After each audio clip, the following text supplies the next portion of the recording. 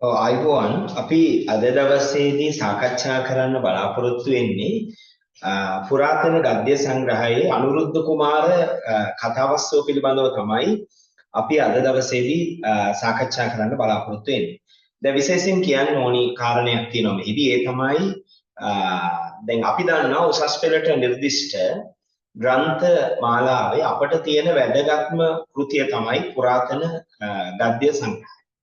මොකද පුරාතන ගද්‍ය සංග්‍රහය තමයි අපිට වැඩිම ලකුණු ප්‍රමාණයක් ලබා දෙන්නේ සාහිත්‍ය ප්‍රශ්නපත්‍රයට අදාළව. ඒ නිසා ඇත්තටම අපි අධ්‍යයන කටයුතු වලදී වැඩිම අවධානය යොමු කළ යුතු කෘතිය විදිහට අපිට පුරාතන ගද්‍ය සංග්‍රහයේ කෘතිය හඳුන්වන්නට පුළුවන්. මොකද පුරාතන ගද්‍ය සංග්‍රහය ආශ්‍රිතව ඒ කොටස් නිවැරදිව අධ්‍යයනය කළොත් අපට හැකියාව තියෙනවා සාහිත්‍ය ප්‍රශ්නපත්‍රයට අදාළව වැඩිම ලකුණු ප්‍රමාණයක් අපට උකහා ගන්න. ඇත්තම කතාව ගත්තොත් පුරාතන ගද්‍ය සංග්‍රහය නොමැතිව සාහිත්‍ය ප්‍රශ්නපත්‍රයේ සාර්ථකව ලිවීමේ හැකියාව ලැබෙන්නේ නැහැ.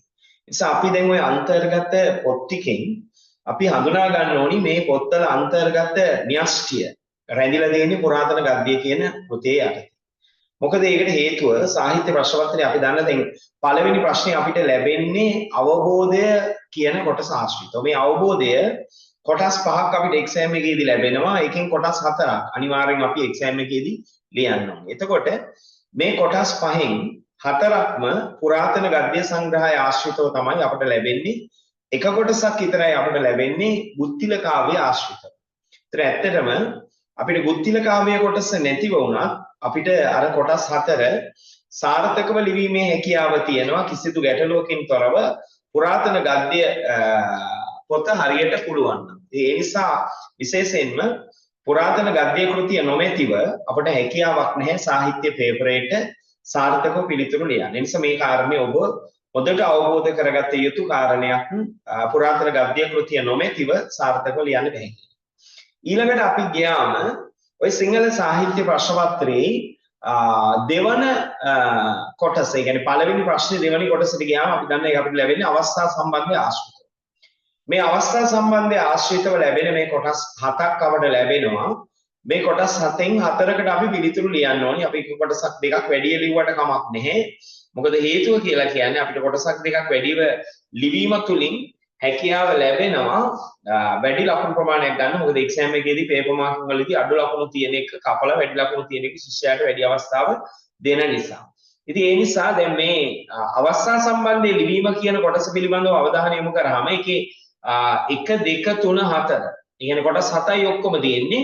මේ කොටස් 7න් කොටස් 4ක්ම හරිද? මේ කොටස් 7න් කොටස් 4ක්ම අපට ලැබෙන්නේ පුරාතන ගද්‍ය සංග්‍රහය ආශ්‍රිතව. ඒකට බැද්දේකමින් එක කොටසක් ලැබෙනවා. ඊළඟට බුත්තිල මේ බැද්දේකමින් එක කොටසයි, කෙටි කතා වලින් එක කොටසයි, නාට්‍යයෙන් එක කොටසයි. අර කොටස් 4ට මේ කොටස් තුන එකතු වුණාට පස්සේ මුළු කොටස් සංඛ්‍යාව 7ක් විදිහට අපිට ලැබෙනවා. ඒ නිසා අපි විශේෂයෙන් අපි බලන්න ඕනි ඔය පළවෙනි ප්‍රශ්නේ පළවෙනි කොටස ලකුණු 16 කොටසක්. ඒකේ 16න් 16ම ගන්න පුළුවන් පුරාතන ගද්‍ය පුළුවන්. ඊළඟට අවස්ථා සම්බන්ධයේ ලකුණු 12ක කොටසක් තියෙන. ඒකේ 12න් 12ම ගන්න පුළුවන් පුරාතන ගද්‍ය පොතින් විතරයි. ඒතර අපි දන්නවා දැන් එතන ගත්තාම ලකුණු 16යි 12යි ලකුණු 28ක්. ලකුණු 28ක ලොකු ප්‍රමාණයක් එතනදී අපිට ලැබෙන්නේ. ඒකෝට දැන් ඊට අමතරව අපි විචාරාත්මක ප්‍රශ්න හතරකට පිළිතුරු ලියන්න ඕනේ. විචාරාත්මක ප්‍රශ්න හතරෙන් දෙවැනි ප්‍රශ්නය සහ තුන්වෙනි ප්‍රශ්නය නිර්මාණය වෙන්නේ පුරාතන ගද්‍ය සංග්‍රහය ආශ්‍රිතව. එතකොට එතන ලකුණු 15 ඒවා දෙකක් කියන්නේ ලකුණු 30යි.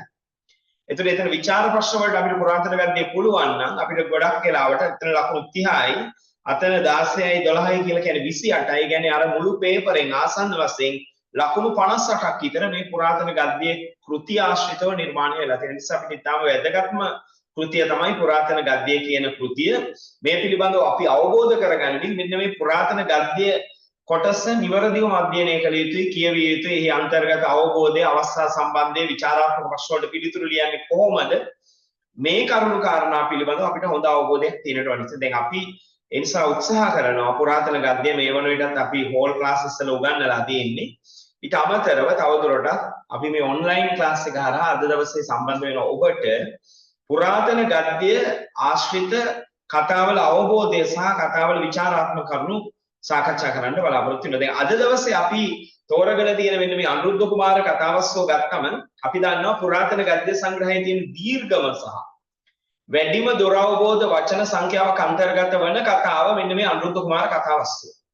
එස මෙන්න මේ අනුරුද්ධ කුමාර කතාවස්සෝ නිවැරදිව හඳුනා ගැනීම ඉතා වැදගත්. මොකද අර පුරාතන ගද්‍ය සංග්‍රහය තුළ අන්තර්ගත ලොකුම ඉඩක් වෙන් වෙන්නේ සහ වැඩිම කියන්නේ වෙහසක් දරන්න ඕනි කෘතිය විදිහට අපිට මෙන්න මේ අනුරුද්ධ කුමාර කතාව හඳුන්වන්නට පුළුවන්. එසා ඇත්තට මේකෙදි ලොකු වගකීමක් තියෙනවා ඔබට මෙන්න මේ අනුරුද්ධ කුමාර කතාව නිවැරදිව අධ්‍යයනය කරලා එහි අන්තර්ගත දුරවබෝධ වචන එහි ඇතුළත් වෙන ඉතා වැදගත් කොටස් ඒ වගේම එහි ਵਿਚාරයේ වැදගත් කරුණු පිළිබඳව අවධානය යොමු කරන්න. දැන් ඔබට මේකෙදි කියන්න ඕනේ අපි අද දවසේ මෙන්න මේ අනුරුද්ධ කුමාර කතාව කියවමු. මේ අන්තර්ගතය සම්පූර්ණයෙන්ම අද දවසේදී කියවමු. දැන් අපි ඊළඟ දේශනෙන් මේ අනුරුද්ධ කුමාර කතාව ਵਿਚාරය කරනවා. මොකද මේක ਵਿਚාරය කරනවා කියලා කියන්නේ ඊළඟ දවසේ මම බලාපොරොත්තු වෙනවා මේකත් එක්ක තව කතාවකුත් කියවමු. ඒ නිසා ඔබට ටිකක් මේකෙදී විචාරාත්මක කරුණු වලට වැඩිය මේ කතාව පිළිබඳව පළමුව ඔබට හොඳ අවබෝධයක් තියෙන්නට ඕනි. මොකද අනුරුද්ධ කුමාර කතාව පිළිබඳව ඔබට හොඳ අවබෝධයක් නැත්නම් ඔබට අනුරුද්ධ කුමාර කතාව පිළිබඳව හොඳ විචාරයකට යෑමේ ඉඩකඩ ලැබෙන්නේ. ඒ නිසා මේ කතාව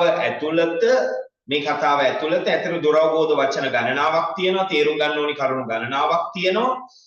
ඉතින් ඒ නිසා අද දවසේ මේ දේශනේ ටිකක් ඔබට තරම වෙහෙසකර වෙන්නට වේවි. මොකද වෙහෙස කරයි කියලා කියන්නේ වචන ගණනාවක තේරුම සහ කතාව මට පැහැදිලි කරන්න දෙනවා. අනික මම ඔබට පෙර සඳහන් කරා සම්පූර්ණ පුරාතන ගද්‍ය පොතේ තියෙන දීර්ඝම කතාව මෙන්න මේ අනුරුද්ධ කුමාර කතාව. ඒ නිසා මේක හඳුනා ගැනීම සමහරවිට අනිකුත් කතා දෙකකට විතර යන කාලයක් මේ අනුරුද්ධ කුමාර තනි කතාව සඳහා වැය වෙනවා. ඒ නිසා දැන් අපි මතක තියාගන්න ඕනේ මේක අපිට මහ ලොකු කාර්යයක් නෙවෙයි.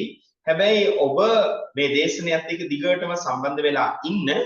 මොකද ඔබට මේ කතාවේ අවබෝධය කොහෙන් හරි ගිලිහි ගියොත් නැවත එය ඔබට ලබා ගැනීමේ හැකියාව ලැබෙන්නේ නැහැ. එහෙනම් අපි උත්සාහ කරනවා අනුරුද්ධ කුමාර කතාව ආශ්‍රිත කරුණු ටික පිළිවෙලට අද දවසේ අධ්‍යයනය කරන්න, අවබෝධ කරගන්න.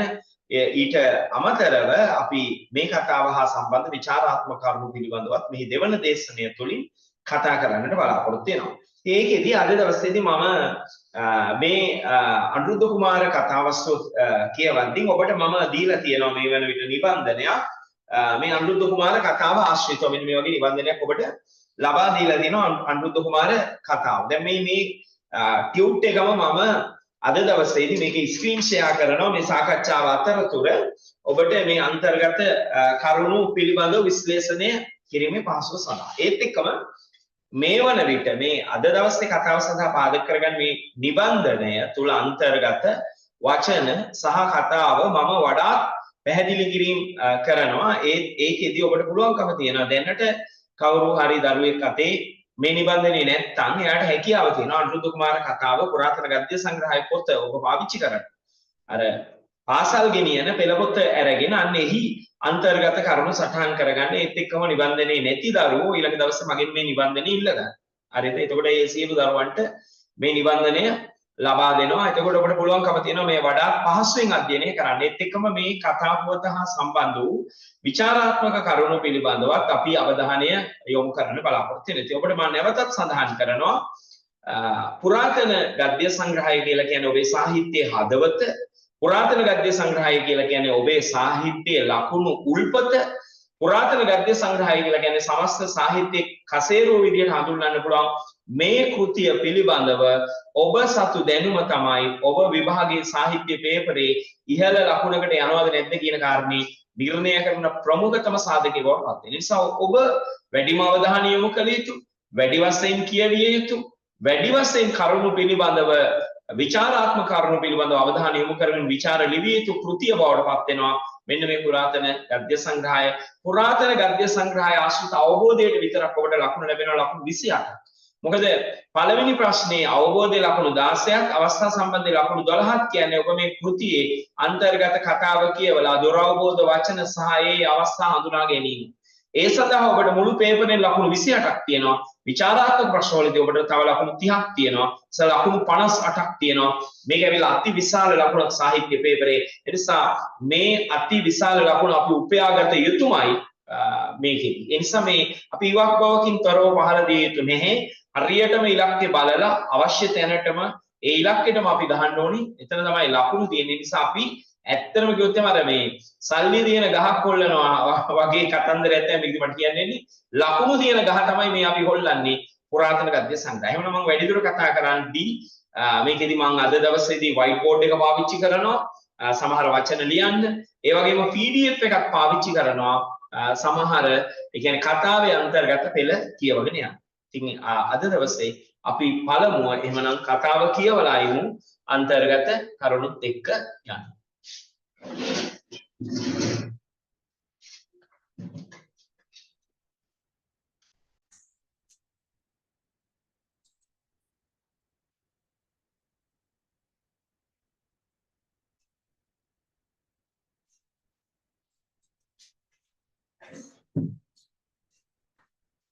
හරි එතකොට අපි අද දවසේදී සාකච්ඡා කරන්න බලාපොරොත්තු වෙනවා මෙන්න මේ අනුරුද්ධ කුමාර කතාවස්තුව හා සම්බන්ධ වූ කරුණු පිළිබඳව මම මේකෙදී අද ඔබත් එක්ක සාකච්ඡා කරද්දී මේ හා සම්බන්ධ වූ නිබන්ධනයක් ඔබට ලබා දීලා තියෙන නිබන්ධනය මම පාදක කරගන්න ලබනවා මේ කතාව කියවද්දී මේක දැනට ඔබේ පහසුව සඳහා මම මේ අන්තර්ගත නිබන්ධනය ස්ක්‍රීන් ෂෙයා කරනවා කතා කරගෙන යද්දී ඊට අමතරව සමහර දුරවබෝධ වචන සහ ඒවායේ අන්තර්ගත තේරුම වචන සමහර දේවල් මම ලියන්න ඕනි වුණාම white board එකක් පාවිච්චි කරනවා. ඉතින් අපි එහෙමනම් අද දවසේ මේ කතාවත් සමග සම්බන්ධ වෙමු.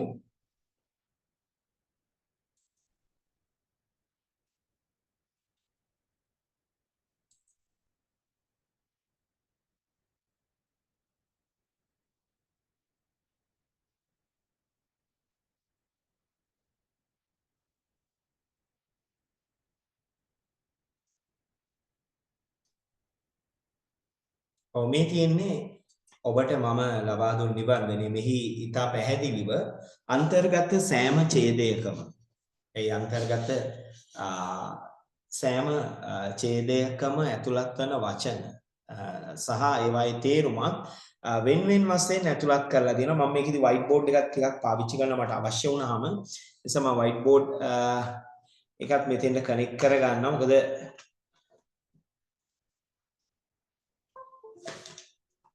දැන් අපි බලමු මම මේ අන්තර්ගත කතාව මේත් එක්කම කියවාගෙන යනවා.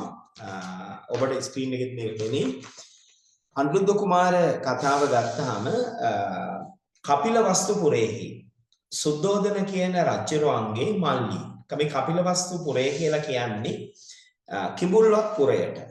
කපිලවස්තුපුරය කියලා කියන්නේ කිඹුල්වත් පුරයට. මේක ශාක්‍යයන්ගේ අගනගරය. ශාක්‍යයන්ගේ අගනගරය තමයි මෙන්න මේ කපිලවස්තුපුරය කියලා කියන්නේ. මේක කපිලවස්තුපුරය බවට පත් වෙන්නේ අර කපිල කියලා තාපසේ මෙහි වාසස්ථානය කරගත්ත නිසා මේක කපිලවස්තුපුරය බවට පත් වෙනවා. මේ කපිල කියන තාපසේ වාසස්ථාන කරගත් හේයින් මෙය කපිලවස්තුපුරය කියන සුවිශේෂී නාමයෙන් හඳුන්වනවා. එහෙම නැත්නම් මේකට අපි කිඹුල්වත් පුරය කියලා කියනවා. මේ ඇවිල්ලා ශාක්‍යයන්ගේ අගනගරය. මෙන්න මේ කපිලවස්තු නගරේ සුද්ධෝදන රජුරුවන්ගේ මල්ලි වෙච්ච අමිතෝදන කියන මේ අමිතෝදන කියලා කියන්නේ සුද්ධෝදන රජුරුවන්ගේ බාල සොහොයුරා. එතකොට බාල සොහොයුරා ඔහු හඳුන්වන අමිතෝදන කියලා. මේ අමිතෝදන කියන ශාක්‍ය රජුරුවන්ගේ අගමෙහෙසිය වූ බිසව සඳ කියන්නේ චන්ද්‍රා කියන දේවිය බිහි කළ දරුවෝ මහා නාම එක්කෙනෙක් අනුරුද්ධ තව කෙනෙක් ඒ විදිහට පුත්තු දෙන්නෙක් ඉන්නවා. රෝහිණී කියලා දියණි කෙනෙක් විදිහට 3 දෙනෙක් ඉන්නවා. මෙන්න මේ අනුරුද්ධ කුමාරයා මහා පුණ්‍යවන්තයි. අපි දන්නේ සමහර අය ඉපදෙද්දී ඒගොල්ලෝ මහා පින්වන්තයි. මේන් අනුරුද්ධ කුමාරයා මහා පින්වන්ත කෙනෙක්. ඔහුට අවුරුදු 7-8 වගේ කාලේ තවත් රාජකුමාරවරුන් 3 දෙනෙක් එක්ක ඔහු කැවුම් තලි කියන්නේ කැවුම් තැටි. නැත්නම් අර කැවුම් දාපු ලොකු භාජන පිඟා. මෙන්න මේ කැවුම් තැටි පැරදිච්ච කෙනා දෙනවා කියන පොරොන්දුව මත ගිවිස ගන්නවා කියන්නේ පොරොන්දු වෙනවා. පොරොන්දු වෙලා වුන් ගුල කෙලි. ඒ කියන්නේ මේ පන්දු ක්‍රීඩා. දැන් ලංකාවේ නම් පැරණි ජන ක්‍රීඩා විශේෂයක් තියෙනවා පන්දු ක්‍රීඩා කියලා. අර බෝලයක් තල්ලු කරලා දානවා වලකට වැටෙනවා. හරිද? දැන් මේකෙදි මේ නූල් පන්දු ක්‍රීඩා කියලාත් ගන්නවා. මෙන්න මේ ගුල කෙලි කෙලිනවා. එකල අනුරුද්ධ කුමාරයෝ මේ ඔට්ටුවෙන් ඔහු පරාජයටපත් වෙනවා. ඔහු පැරදිලා සෙසු රාජකුමාරවරු කියනවා මේ කැවුම් තැටි දුන්නොත් අපි ක්‍රීඩා කරන නැත්නම් අපි ක්‍රීඩා කරන්නේ නැහැ කියලා. දැන් මේ කොටස් මේ නිබන්ධනය තුල පැහැදිලිවම වෙනම ලිහිල් භාෂාවෙන් සඳහන් කරලා තියෙනවා. මම නැවත වතාවක් ඔබට කියවගෙන යන නිසා මොන හරි ගැටලුවක් තිබ්බොත් ඔබට මේක නැවත ඒ අන්තර්ගත වචන ඔබට ග්‍රහණය කරගන්න ලියා ගැනීමේ හැකියාව මේකෙදි ඉතා හොඳින් ලැබෙනවා. ඒ නිසා ඔබට මේක ප්‍රශ්නයක් වෙන්නේ ඔබට මේක පහසුයි. හරි. එතකොට ඒ අවස්ථාවේ මේ අනුරුද්ධ කුමාරයා Taman පැරදිච්ච බව, හරි Taman පැරදිණු බව Tamanගේ අම්මට කියලා කැවුම් තලියක් ගෙන්න ගන්නවා. මේ විදිහට අවස්ථා තුනක් ඔහු පැරදිලා තුන්වන වාරේ කැවුම් ගෙන්නගෙන හතරවර වාරේ ඔහු පැරදෙනවා. පැරදිලා අම්මට කියනවා කැවුම් තැටියක් එවන්න කියලා මෑණියන්ට කියනවා. එහෙම කිව්වට පස්සේ බිසව තුන් වාරයක්ම කැවුම් යවනවා. දැන් මේ තමන්ගේ දරුවා ඔට්ටුවෙන් පැරදෙන වාරයක් වශයෙන් මේ නිබන්ධනේ මේකමයි. මේ විදිහට තුන් වාරයක් බිසව මොකද කරන්නේ? කැවුම් යවනවා. යවලා කුසීතව. මේ පාලියේ කුසී කියලා කියන්නේ කම්මැලි බවට. එහෙම නැත්නම් පාලියේදී කුසී කියන එකෙන් අදහස් කරන්නේ අලස භාවය. එහෙම නැත්නම් කම්මැලි බව. එතකොට මේ වචන අපිට දැන් සමහරවිට දෙන්න පුළුවන්. මේ අන්තර්ගත වචන අපිට ලබා දෙන්න පුළුවන් අර්ථ විග්‍රහ කරන්න. ඒ නිසා අපි මේව මතක තියාගන්න මේ පාළියේ කුසීතව කියන වචනෙන් අදහස් කරන්නේ අර මම කිව්වා වගේ කුසී කියන එකෙන් අදහස් කරන්නේ කම්මැලි බව. හරිද? කම්මැලි කම. එතකොට මේ කුසීතව කියන්නේ කම්මැලි වෙනවා, අලස වෙනවා. බිසව දැන් තුන් වතාවක්ම කැවුම් පිඟන් යවලා කම්මැලි වෙලා දරුවන් පැරදෙන වාරයක් පාසා. හරිද? පැරදෙන වාරයක් පාසා මට කැවුම් තැටි යවා ගන්න බෑ. ඒ නිසා කැවුම් නැහැයි කියලා යවනවා කියලා හිතනවා. හැබැයි අනුරුද්ධ කුමාරයා මොනතරම් පුණ්‍යවන්තයිද කියලා කියනවා නම් ඔහු කවදාකවත් මේ නැහැයි කියන වචනේ අහලා නැහැ. ඔහු ඒ තරම් ශ්‍රීමත් කුලයක ඉපදිලා තියෙන්නේ. ඒ තරම් ඔහු වාසනාවන්තයි. ඒ නිසා ඔහු ඉපදිච්ච දවසේ ඉඳන්ම නැහැයි කියන වචනේ තේරුම ඔහු අහලා නැහැ. ඒ නිසා මේ අර්ථය මේ වචනේ අර්ථය ඔහු දන්නේ නැහැ. නිසා ඔහු නැහැ කියලා එවපු ගමන් ඔහු හිතනවා මේ නැතිපු, ඒ කියන්නේ නැහැයි කියන නමින් හඳුන්වන, නැත කියන නමින් හඳුන්වන කැවුම් જાතියක් තියෙනවා කියලා හිතාගෙන ඒ නැතිපු, ඒ නැහැ කියලා හඳුන්වන, නැත කියලා හඳුන්වන ඒ කැවුම් වහා එවන්න කියලා පණිවුඩ යවනවා. අම්මා ඒ වචන අහලා තමන් අතරෙහි සිනාසී. තමන් අතරෙහි සිනාසී කියලා කියන්නේ තමන් තමන්ටම සිනාසන. මේ වචනේ අහලා තමන්ටම hina වෙනවා. මේ අම්මා තමන්ටම hina වෙලා කියනවා මගේ පුතා තමන් ඊතා ශ්‍රීමත්, ඒ කියන්නේ වාසනාවන්ත ධනවත් කුලයක ඉපදිච්ච නිසා, ඔහු මහා පුණ්‍යවන්ත නිසා මේ නැහැයි කියන වචනේ තේරුම දන්නේ නැහැ. දැන් මගේ පුතා මතු මේ රටේ රජකම් කරන කල මේ නැතයි කියන වචනය නොකිය රජකම් කරන්න බැහැනේ. මේක දැනගන්නේ නැතුව රජකම් කරන්න බැහැනේ. ඒ නිසා මගේ පුතාට නැත කියන වචනේ තේරුම කියලා දෙනවා කියලා හිතාගෙන මේ අම්මා මොකද කරන්නේ? නැහැයි කියන වචනේ අර්ථය අද මම උගන්වනවා කියලා හිතාගෙන රත්තරන් තලියක් සුද්ධ කරවලා, රත්තරන් තැටියක් සුද්ධ කරලා ඒ රත්තරන් තැටිය තවත් රත්තරන් තැටියකින් වහලා මේක තමයි නැති කැවුම්. තෙලේ නැතිපු මේ තියෙන්නේ, ඔය තියෙන්නේ නැති කැවුම්. මගේ පුතාට දෙන්න කියලා නිකන් අර හිස් තැටිය යවනවා. ඔන්න මතක තියාගන්න. හරි. ඊට පස්සේ ඒ නගරයට අරක් ගත්ත දේවතාවෙක් ඉන්නවා. දැන් ඉන්නවනේ අරක් ගත්තා ඉන්නවා. හරිද? දැන් වැඩේ තියෙන්නේ A level කරන ළමයින්ට අරක් ගත්තා ඉදීම බොහොම භයානකයි. සිකියුරිටි සර්විස් ක්‍රියාත්මක කරන ඊට පස්සේ නේද? ඊට පස්සේ එයා ඒ අරක් ගත්ත දේවතාවා නෙවෙයිනේ. ඒක ඇවිල්ලා විභාග කඩා කප්පල් කරන්න ආපු අයත් අරක් ගන්නවා. ඒ නිසා හරි මෙතන එහෙම නෙවෙයි, නගරයට අරක් ගත්ත දේවතාවෙක් ඉන්නවා. ඔහු කියනවා මගේ මේ අනුරුද්ධ කුමාරයා මවගේ කුසෙන් ඉපදිච්ච දවසේ ඉඳන්ම ඔහු නැහැයි කියන වචනේ තේරුම දන්නේ නැහැ. ඒ වචනේ අර්ථය ඔහු දැනගත්තොත් ඔහුගේ තියෙන පින් බලෙන් මගේ ඉස්ස සත්කඩකට පැලිලා යන්න පුළුවන්. දේවතාවා පවා බයයි අනුරුද්ධ කුමාරයාගේ මේ තියෙන මහා පින් බලයට. ඒ නිසා ඔහු කියන මේ පින් බලයෙන් මගේ ඉස්ස කෑලි 7කට පැලිලා යන්න පුළුවන් කියලා මරණ බයින් වෙවුලාගෙන. ඒ ගෙන යන්නා වූ අර රත්තරන් තැටියේ දිව්‍යමය සුවඳ කැවුම් අවනවා. ඒ අවස්ථාවේ ඒ තලිය අරගෙන ගිය අනුරුද්ධ කුමාරයා ඉදිරියේ තියලා ඒ අරගෙන ගිය පුරුෂයා කටේ කොනකින් ටිකක් hina වෙලා කියනවා ස්වාමීනි ඔය නැති කැවුම් කන්න කියලා කියනවා. ඔය නැති කැවුම් කන්න කියලා කියනවා. හරිද? ඒ අවස්ථාවේ ඒ සුවඳ ඒ කැවුම් වල සුවඳ හරි. එහෙම කන්න කියලා කිව්වහම පස්සේ ඒ අවස්ථාවේ අර තැටිය උස්සවුවාම පස්සේ ඒ නගරය පුරාම මේ සුවඳ හමා යන්නට පටන් ගන්නවා. ඒ උන් කැවුමක් අරගෙන තමන්ගේ දිවාග තිබ්බහම පස්සේ අනුරුද්ධ කුමාරයාගේ සමස්ත ශරීරයම පිනවාගෙන සද්ධාසක් විතර ඔහුගේ රසනහර රසයෙන්ම පිරී යන්නට පටන් ගන්නවා. ඊට පස්සේ ඔහු මොකද කරන්නේ? මේ කැවුම් තමන් කාලා සෙසු අයටත් බෙදා දීලා ක්‍රීඩා කරන ක්‍රීඩා පැත්තකට තියලා සතුටෙන් සතුටටපත් වෙලා සතුට කියන්නේ සතුටෙන් තව තවත් සතුටටපත් වෙලා හරි ඒ කියන්නේ සතුටෙන් තව තවත් සතුටටපත් වෙලා ඔහු පලා ගොස් කියලා කියන්නේ ඉක්මනින් යනවා.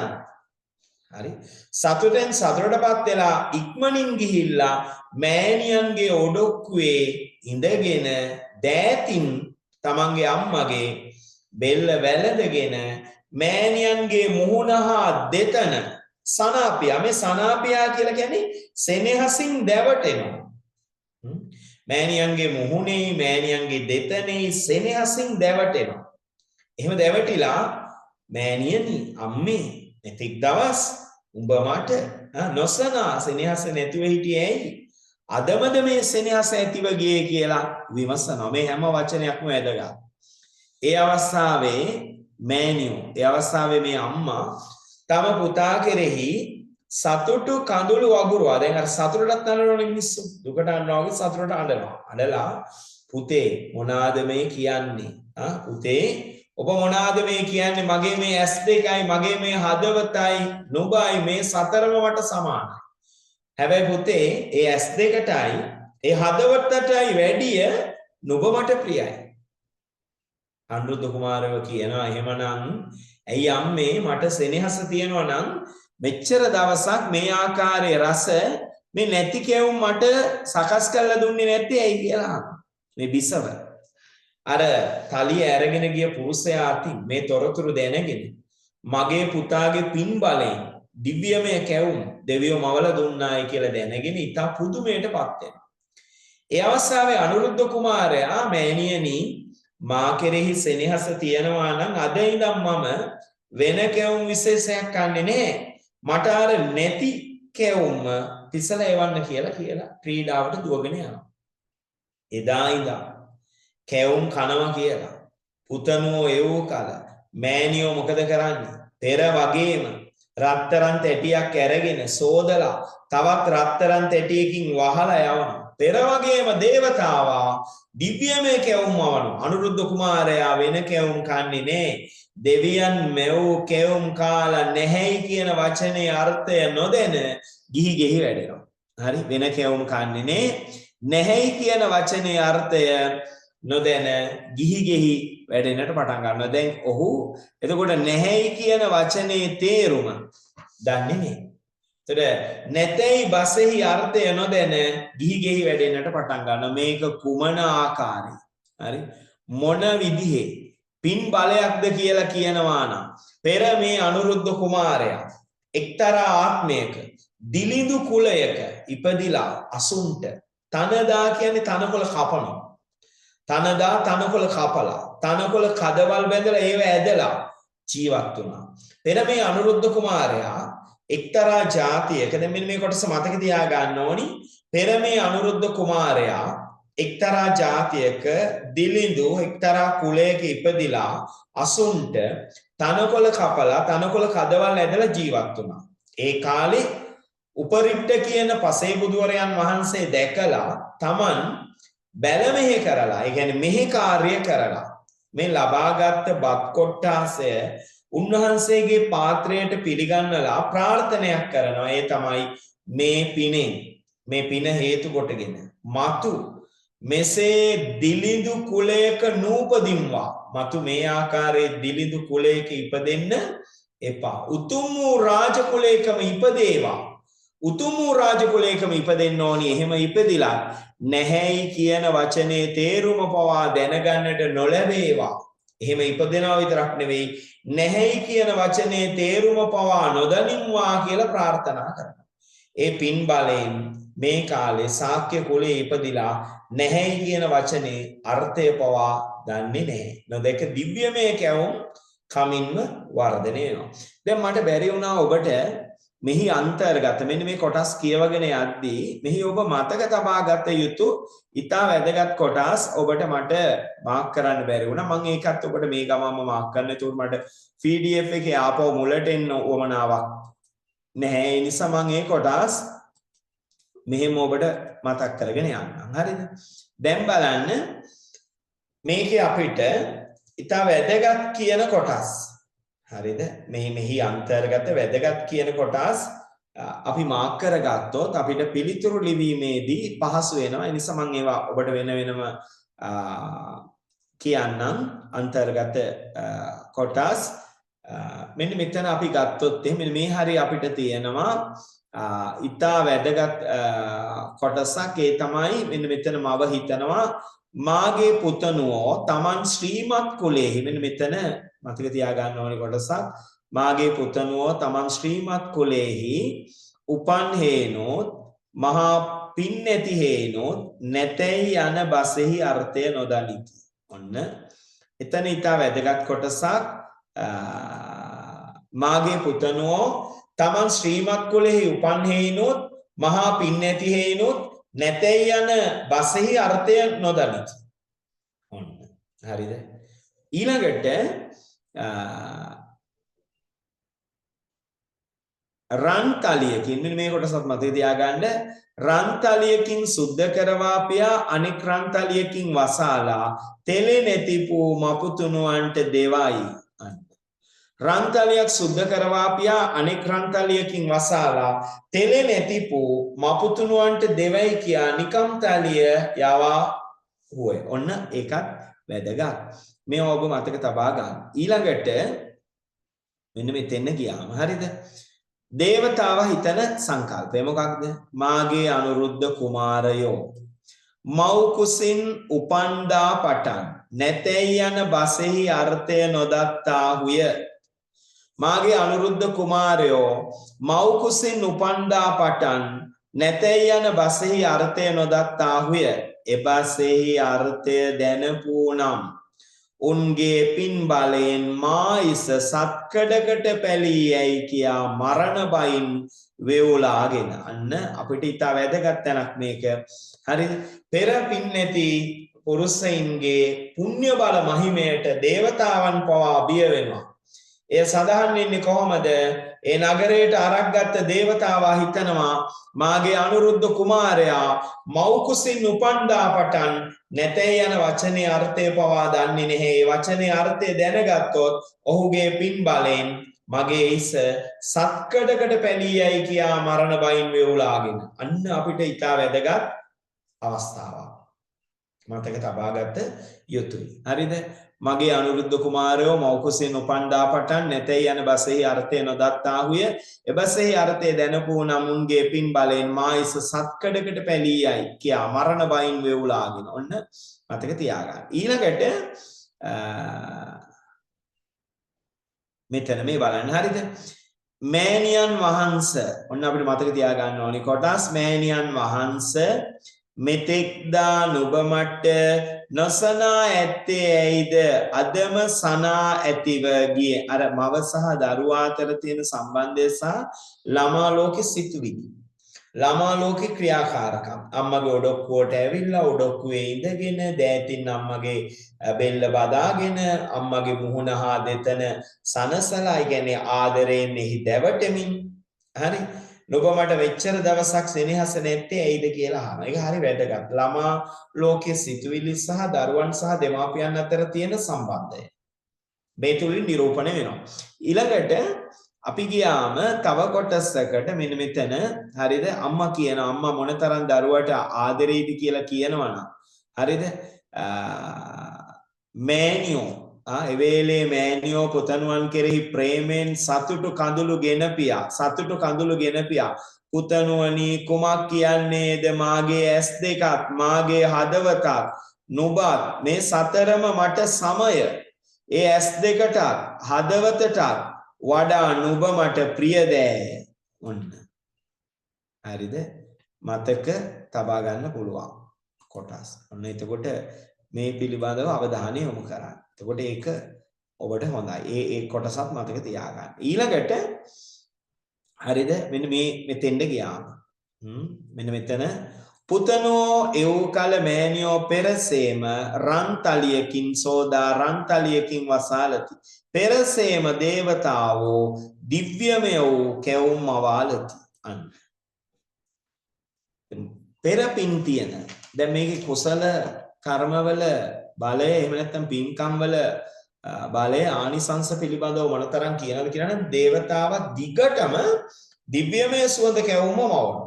දිගටම දිව්‍යමය සුවඳ කැවුම වවනවා. දැන් මෙහෙම වෙලා තින්නේ මෙන්න මෙතන ඊටා වැදගත් මෙන්න මේ කොටස මතක තියා ගන්නම ඕනි.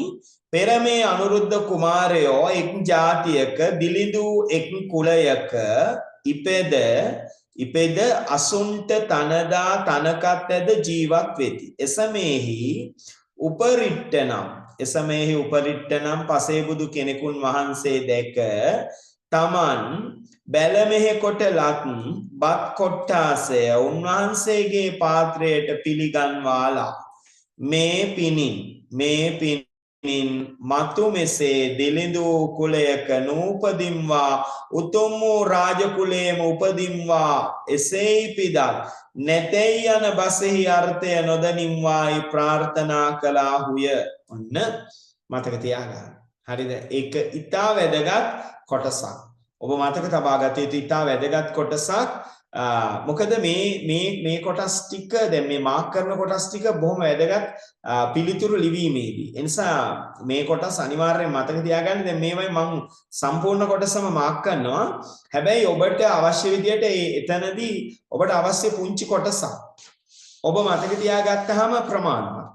හරිද? අන්තර්ගත පොඩි කොටසක් ඔබ මතක තියාගත්තම හොඳටම ප්‍රමාණවත්. හැබැයි ඕ වගේ දැන් මෙන්න මේ කොටස ගත්තාම දැන් අඩුම තරමේ දැන් ඔබට පුළුවන්කම තියෙන්න ඕනේ මෙතනදී කියන්න මේ අනුරුද්ධ කුමාරයා එක්තරා දිලිඳු කුලයක ඉපදිලා අසුන්ට තනකොළ කපලා තනකොළ කදවල් ඇදලා ජීවත් වෙන කාලේ උපරිට්ට කියන පසේබුදුවරයන් වහන්සේ දැකලා Taman කුලී කාර්ය කරලා ලබාගත් බත් කොට්ටාසය උන්වහන්සේගේ පාත්‍රයට පිළිගන්නලා හිතනවා මේ පිනින් මම එතන ඉඳන් මතක තියාගත්තත් කවන්නේ මේ පිනින් අර කතාවට ලියනකොට ඒකට උඩ ඉඳන් සම්පූර්ණ කොටස පාඩම් කරන්නේ අර ටික ලියනවා ඔබ මේ අනුරුද්ධ කුමාරයා මේ තරම් මහා පුණ්‍යවන්ත වෙලා තියෙන්නේ එක්තරා දිලිඳු කුලයක ඉපදිලා අස්සෙන්ට තනකොළ කපලා තනකොළ කදවල් ඇදලා ජීවත් වෙන කාලේ උපරිට්ට කියන පසේබුදුවරයන් වහන්සේ දැකලා Taman බැලමෙහෙ කරලා ලබාගත් මේ බත් කොට්ටාසෙ උන්වහන්සේගේ පාත්‍රයට පිළිගන්නලා ප්‍රාර්ථනා කරනවා මේ පිනින් මතු මේ ආකාරයේ දිලිඳු කුලයක ඉපදෙන්න එපා උතුම්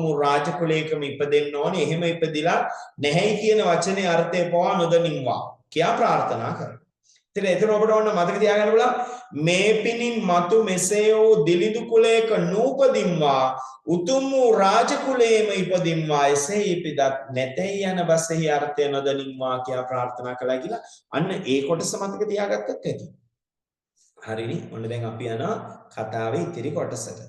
තවද මේ අනුරුද්ධ කුමාරයෝ, බද්දිය කුමාරයෝ, කිම්බිල කුමාරයෝ යන මේ රාජකුමාරවරු තුන්දෙනා අවුරුදු 15 අවුරුදු 16 වගේ අවස්ථාවේ ඔවුන් හා සමග ක්‍රීඩා කරමින් ඉඳලා බත් උපදින්නේ කොයින්ද කියලා සැක කරනවා. අර දැන් පුංචි කාලේ ළමයි අතර ඇතිවන දඟකාරකම්, ක්‍රියාකාරකම්, ප්‍රශ්න, පරිසරයේ කුතුහලය, ගැටලු මේ ඔක්කොම මේ අනුරුද්ධ කුමාර කතාවස්තුව ඇතුළේ ඉතාම සාර්ථකව තියෙනවා. හරිද? අවුරුදු 15 16 වගේ අවස්ථාවේ ඔවුන් එක්ක ඉඳගෙන ක්‍රීඩා කරමින් බත් උපදින්නේ කොයින්ද කියලා සැක කරනවා. එයින් කිම්බිල කුමාරයා එක දවසක් ක්‍රීඩා කරමින් යද්දී බඩසලින්, ඒ කියන්නේ භාණ්ඩ ශාලාවෙන් අටුවෙන් වී බානවා දැකලා ඒ සලකුණෙන් බත් උපදින්නේ මේ භාණ්ඩ ශාලාවෙන් එහෙම නැත්නම් බඩ සැලින් එහෙම නැත්නම් අටුවෙන් එහෙම නැත්නම් බිස්සෙන් කියලා කියනවා. බද්දේ කුමාරයා දවසක් මේ සැලියෙන් බත් අරගෙන අර රත්තරන් තැටිය දානවා දැකලා ඒ සලකුණෙන් බත් උපදින්නේ භාණ්ඩ ශාලාවෙන් එහෙම නැත්නම් අටුවෙන් නෙවෙයි හැලියෙන් කියලා කියන අපිට පේනවා මේ රාජකීය කුමාරවරු ගත කරන ජීවිතයේ තියෙන සුව පහසු බව. හරි ඔවුන් මේ ඔවුන්ගේ ක්‍රියාකාරකම් ඔවුන් මේ ප්‍රකාශ කරන දේවල් මේ තුලින් අපිට පේන්නේ ඔවුන් මොනතරම් කියන්නේ බත් උපදින්නේ කොහින්ද කියන එකවත් දන්නේ නැහැ. ඔවුන්ගේ ජීවිතේ දුක කියන එක අහලකවත් නැහැ. හරිද? ඔවුන්ගේ ජීවිතේ තියෙන්නේ සැප විතරයි. ඒ නිසා ඔවුන් බත් උපදින්නේ කොහින්ද කියලා දන්නේ නැහැ. මේ අහන ප්‍රශ්න. ඒතර බත් උපදින්නේ බඩ සැලින්, භාණ්ඩ ශාලාවෙන්. බද්දේ කුමාරයා මේ සැලියෙන් බත් අරගෙන රත්තරන් තලිය දානවා දැකලා ඒ සලකුණේ නොහු කියනවා නෑ නෑ බත් උපදින්නේ මේ භාණ්ඩ ශාලාවෙන් නෙවෙයි හැලියෙන්. සැලියෙන්. ඔහු එහෙම කියනවා. එතකොට අනුරුද්ධ කුමාරයා කොටුවෙන් දීබානවා දකින්නෙත් නෑ හැලියෙන් බත් ගන්නවා දකින්නෙත් නෑ. ඔහු දකින්නේ අර ඉදිරියේ කන්නට තියපු බත් විතරයි. ඒ නිසා ඔහු කියනවා මේ ඔයාලා දෙන්නම කියන්නේ දන්නේ නැතුව බත් උපදින ස්ථානේ මම දන්නවා. මේ බත් උපදින්නේ වඩුරියන්. අර වඩුවෙකුගේ රියන ඔක අගල් 27 කියලා දාන අර වැලමිට කෙළවරේ ඉඳන් මැදගිල්ල මුල දක්වා දුවන. හරිද? වැලමිට කෙළවරේ ඉඳන් මැදගිල්ල මුල දක්වා දුවන. ඔහු කියනවා මේ වඩුරියන් උස තියෙන කැකුළු. මේ කැකුළු කියලා කියන්නේ අර තලියේ මැදින් උස්සු කොටසක් තියෙන. තලියේ මැදින් උස් වෙච්ච කොටසක් තියෙන මහා රත්තරන් තැලියකින් තමයි බත් උපදින්නේ. ඔහු එහෙම කියනවා වඩුවෙක්ගේ රියන. ඒ කියන්නේ හරියට වැලමිටේ කෙළවරේ ඉඳන් මැදගිල්ල මුල දක්වා තියෙන මේ කොටස වඩුරියන් වගේ උස තියෙන කැකුළු කියන්නේ තලියේ මැදින් උස්සු කොටසෙන් යුක්ත මහා රත්තරන් තලියකින් තමයි මේ බත් උපදින්නේ කියන. මෙසේ පින් බලෙන් බත් උපදිනා තැන් පවා දන්නේ නැතුව ගිහි බොහොම සුඛිතව තමයි සැපවත්ව තමයි වාසය කරන්නේ. හරිද? එහෙම වාසය කරන අවස්ථාවේ එකල අප බුදුන්ගේ කාලේ එක්තරා කුලයකින් එක්තරා දරු කෙනෙක් බගින් මහාන කරවන කාලේ. මේ මහානාම කියන ශාක්‍යයා තමන්ගේ මල්ලි මේ අනුරුද්ධ කුමාරයා ළඟට කැඳවලා කියන මල්ලියේ මේ බුදුන් කරා ගිහිල්ලා අප දෙබෑයන් කියන්නේ සොහොයුරන් දෙන්න අතරින් එක්කෙනෙක් මහාන වෙනවා. මම මහාන වෙනවද ඔබ මහාන වෙනවද කියලා විමසනවා. ඒ වචන වලට අනුරුද්ධ කුමාරයා කියනවා මේ සොහොයුරාණෙනි බුදුන් කරා මහාන වුණාම පස්සේ එක වේලක් තමයි කණ්ඩ ලැබෙන්නේ. ඒ විතරක් නෙවෙයි එහෙම ලබා ගන්න බතත් දොරක් සිඟ අගයක් ගානේ සිඟමන් යදලා ලබා ගන්න ඕනිලු. බඩගිනි කියලා කියන්න බැරිලු. ඇඹුල් හෝ ලුණු බොහෝ කියලා කියන්නත් බැරිලු. මදි කියලා කියන්නත් බැරිලු. උණුවෙන් කැමති නම් සිසිලසින් ලැබෙනවලු. සිසිලසෙන් කැමති නම් උණුවෙන් ලැබෙනවලු. ඒ විතරක් නෙවෙයි ජීවිතය තියෙනකම්ම එකලාවම කියලා කියන්නේ හුදේකලාවම තනිවම වැතිරෙන්න ඕනිලු, නිදා ගන්න ඕනිලු. ඒවත් සුව පහසු යහන්වල නෙවෙයි, ගස් මුල්වල. ඒ විතරක් නෙවෙයි සුසාන භූමිවල භාවනා කරමින් ඇවිදින්න ඕනිලු. ඒ ආකාරයේ දුකක් නම් මට විඳ දරා ගන්න බෑ. ඒ ආකාරයේ දුකක් නම් මට විඳ දරා ගන්න බෑ කියලා කියනවා. ඒ අවස්ථාවේ මේ මහානාම ශාක්‍යයා හිතනවා මගේ මල්ලි තාම සියුමැලි. ඔහු හරි මෘදුයි. ඒ නිසා ඔහු මහානවන්නට කම්මැලි. මම මහාන වුණොත් ශාක්‍ය කුලයට ආරක්ෂාවක් නැහැ. මගේ මල්ලි මහාන වීම තමයි හොඳ. මහාන වෙමි කියන එක ඔහු ලවාම එක්තරා උපක්‍රමයකින් කියවා ගන්නවා කියලා හිතලා එහෙනම් මල්ලියේ මම ගිහිල්ලා බුදුන් ගාව මහාන වෙනවා. ඔබ ගිහිගේ වාසය කරනවා නම් මල්ලියේ උපයාගෙන කන ආකාරය තනියම හම්බ කරගෙන කන ආකාරය මගේ අතින් ඉගෙන ගන්න. අහගන්න. හරි? ඔහු කියනවා කර්මාන්ත දන්නේ නැතිව ගිහිගේ වාසය කරන්න බෑ කියන. ඒ වචනවලට අනුරුද්ධ කුමාරයා කියන මේ උපයාගෙන කන එක මේ හම්බ කරගෙන කනවා කියන කර්මාන්තය මොන වගේ දෙයක්ද කියලා විමසනවා. ඊට පස්සේ කියන මේ බත් ඉපදවීම සොහොයුරා කිව්වට පස්සේ අහනවා බත් උපදින්නේ රත්තරන් තලියෙන් නෙවෙයිද? මල්ලියේ රත්තරන් තලියෙන් නෙවෙයි බත් උපදින්නේ කුඹරෙන්. කුඹරෙන් කොහොමද බත් උපදින්නේ කියලා අහනවා. ඔන්න දැන් අපිට වැදගත් කොටස් ටිකක් එනවා. හරිද? ඒ අවස්ථාවේ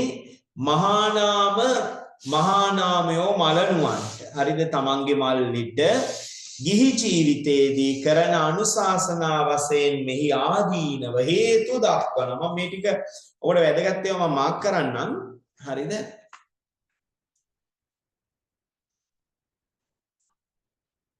ඔව් අපි මෙතනම මේවා සටහන් කරගමු අපිට වැදගත් කියලා හිතෙන කොටස්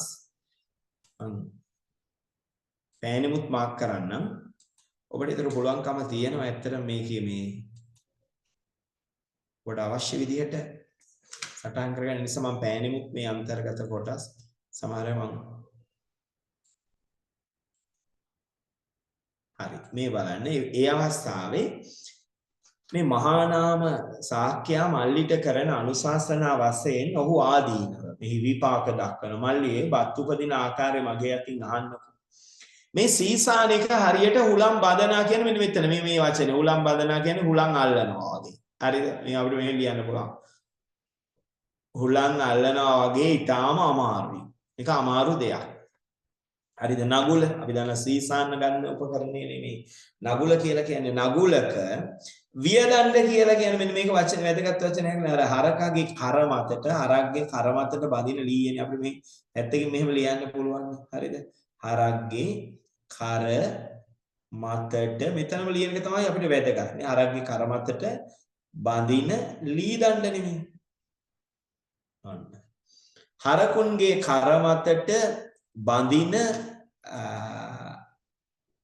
ලී දණ්ඩ හරි පිටවක් එක කියලා කියන්නේ අර නගුලේ මට නගුලේ ෆොටෝ එකක් පෙන්වන්න පුළුවන් දැන් එච්චර දේවල් මෙහි කර කර ඉන්න ඕනේ නගුලෙහි මෙන්න මෙතන පිටවක කියන වචන අපිට වැදගත් මේ පිටවක කියලා කියන්නේ නගුලෙහි පිටපැත්තට ඇති නැම්ම මේක ඇවිල්ලා නගුලෙහි අපිට මෙහෙම ලියන්න පුළුවන් පිට පැත්තට ඇති නැම්ම හරිද නගුලෙහි පිටපැත්තට ඇති නැම්ම මෙන්න මෙතන බඩවක් එක හරිද බඩවක් එක කියලා කියන්නේ අපිට මෙතන ලියන්න පුළුවන් මේ ඇතුළට ඇති නැම්ම හරිද මෙතනම ලියන්න පුළුවන් ඇතුළට ඇති නැම්ම ඔන්න මේ මෙතනම ලියුවම මතකෙන්නේ දැන් පිටවක් එක කියලා කියන්නේ නගුලේ පිටපැත්තට තියෙන නැම්ම බඩවක් එක කියලා කියන්නේ නගුලෙහි ඇතුළට තියෙන නැම්ම හරිනේ ඒතර පිටවක් එක බඩවක් එක ඊළඟට දැන් අපිට තව වචනයක් අහු වෙනවා මෙන්න මෙතන නිමුණ එක මේ නගුල් මිට නිමුණ කියන්නේ නිමුන් කුරුල්ල කියලා කියනවනේ දැන් අපිට ඕන නම් ඉඩ නැත්තම් මෙන්න මෙහෙට ඊතලයක් ගහලා මේව ලියන්න පුළුවන් හරිද නගුලෙහි මිට නිමුණ එක නගුලෙහි මිට හරි මේක නිමුණ එක කියලා කියනවා එහෙම නැත්තම් නිමුන් කුරුල්ලා කියලා කියනවා අර නගුල් මිට අතින් අල්ල ගන්න හදලා තියෙන කොටස මෙන්න මේ නිමුණ එක හරි නගුලෙහි මිට නැත්නම් නගුල් මිටෙහි අතෙන් අල්ලා ගැනීමට තියෙන කොටස ඊළඟට මෙන්න මෙතන අපිට හම්බ වෙන කෙවිල් එක හරිද මේ කෙවිල් එක කියලා කියන්නේ සීවැල සවි කරන කොටස අර සීවැල සවි කරන කොටස සීවැල සවි කරන කොටස ඒක අපි හඳුන්වනවා කෙවිල් එක සීවැල සවි කරන කොටස ඊළඟට අපිට හමු වෙනවා තව වචනයක් මේ වචන අපිට මාක් කරගන්න එක වඩා හොඳයි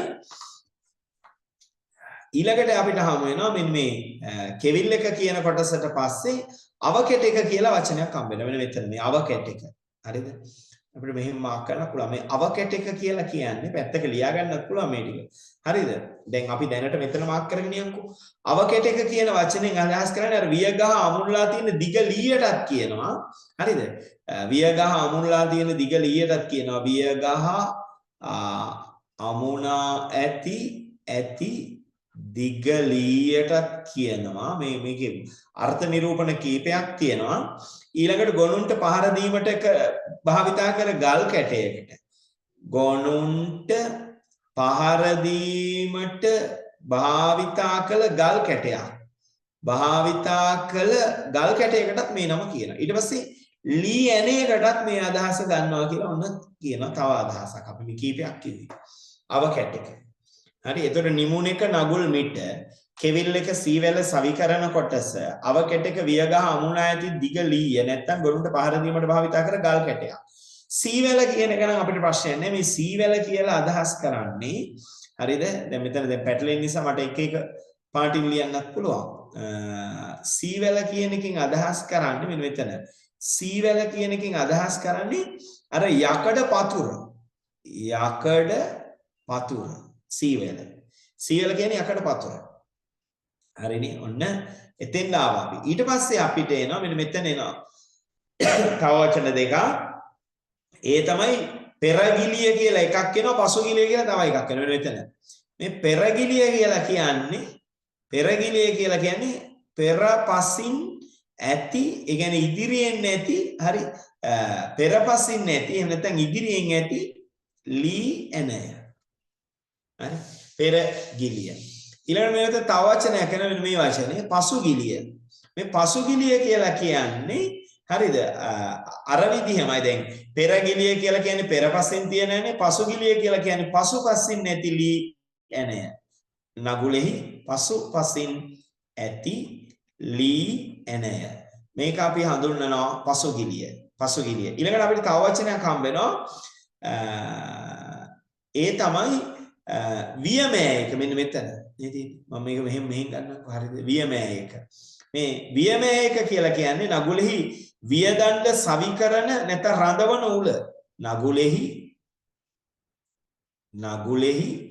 වියදණ්ඩ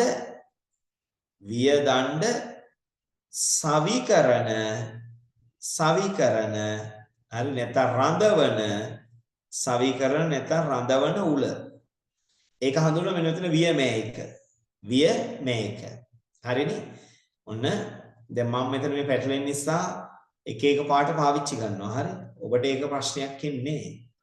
ඊළඟට මෙන්න මෙතන අපි ගියේ. ඒතර වියමෑයක කියලා කියන්නේ නගුලෙහි වියදණ්ඩ සවි කරන එහෙම නැත්නම් රඳවන උල. ඊළඟට මෙන්න මෙතන අපිට තව හම්බ වෙන වචන මෙන්න මේක සීරෑන දෙකක.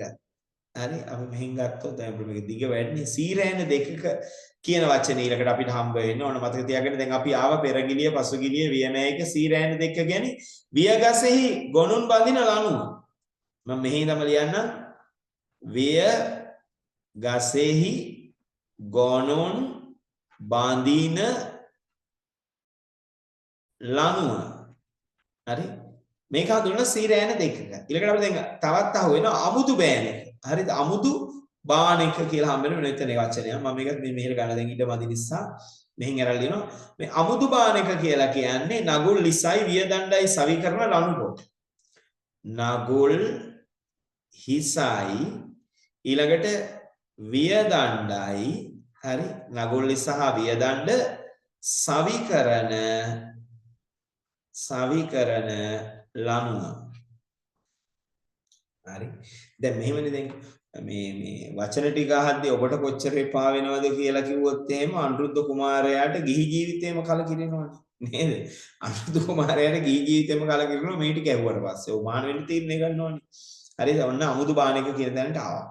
ඊළඟට කැවිට කියන එක නම් අපිට මෙතන විශේෂයෙන් මාක් කරන්න ඕමනාවක් නැහැ. මොකද කැවිට කියන්නේ අපි දන්න අර ගොනුන්ට පහර දීමට පාවිච්චි කරන කෝටුව. ලී කෝටුව. මේ කැවිට කියන එකෙන් අදහස් කරන්නේ. හරිද? ඒක අපිට ගැටලුවක් නෑ. ඊළඟට මෙන්න මෙතන එනවා ගොන්ගේක. ගොන්ගේ කියලා කියන්නේ මම මෙතන ලියන්න ගොනුන් දෙදෙනානේ. ගොන්ගේ කියලා කියන්නේ ගොනුන් දෙදෙනා. ගොන්බාන, ගොන්ගේක, ගොවියෙක් කියන මේ 18 දෙනාගේ එකතු වීමෙන්. මොනද එතෙන් අපි අමාරු වචන ටික ඔක්කොම ආවා. හරිද? මේ 18 දෙනාගේ එක්වීමෙන් යන්නා වූ ගමන සීසෑම. හරි මේ 18 දෙනාගේ එකතු වීමෙන් යන්නා වූ ගමන සීසෑම. හරිනේ ඊට පස්සේ මෙසේ සීසාන ගොවියෙක් විසින් පළමුව පලා ගොස් කියලා කියන්නේ වහා ගොස්. මේ විදියට සීසාන ගොවියෙක් පළමුව වහා ගොස් කුඹරෙහි වනාත් ගසා. හරි අන්න ඒ වචනේ අපිට වැදගත්. මම මොන වනාත් ගසා කියන එකත් මෙතන මාක් කරනවා. එහෙම ගිහිල්ලා හරිද පළමුව පලා ගොස් වනාත් ගසා කියන්නේ කැලෑව නැත්නම් බූටෑව නැත්නම් වනාත කියලාත් කියනවා. මෙන්න මෙතන. කැලෑව. හරි කුඹරේ තියෙන කැලෑව නැත්නම් වනාත නැත්නම් බූටෑව. හරි අර කැලේ වෙච්ච කොටස. සුද්ධ කරලා හරි සුද්ධ කරලා වනාත් ගසා කියන එක අදහස් කරන්නේ ඒක. මේක සුද්ධ කරලා අර ඇලමාර්ග පාදාගෙන ඇවිල්ලා දෙවනුව සුබ නැකතකින් ගෙවඩා කියන්නේ වැඩාලම. මෙන්න මෙතන. හරිද? හයිලයිට් කරනම් මම ගෙවඩා කියලා කියන්නේ මෙන්න මෙතෙන් ගියාම ගෙවඩා කියන එකෙන් අදහස් කරන්නේ වැඩාලනවා. මේ ගෙවඩා. ගෙවඩා. හරි වැඩ අල්ලනවා. හරිනොත් අපි එතෙන් ආවා. එතකොට ගෙවඩා ඒ කියන්නේ වැඩ අල්ලලා බිම් නගා කියලා කියන්නේ එතන මෙනවා බිම් නගා කියලා කියන්නේ පළවෙනි වර සීසාන. පළමුවන වර සීසානවා. දෙසී කියන්නේ දෙවන වර සීසානවා. පළමුවන වර සීසානවා, දෙවන වර සීසානවා, තුන්වන වර සීසානවා. ඊට පස්සේ නියර කපනවා. හරි? නියර කපනවා, වැඩ අල්ලනවා. හරි? පළමුවන වර සීසානවා, දෙවන වර සීසානවා, තුන්වන වර සීසානවා, නියර කපනවා. කැටතලා කියන්නේ පස් කැට තලනවා.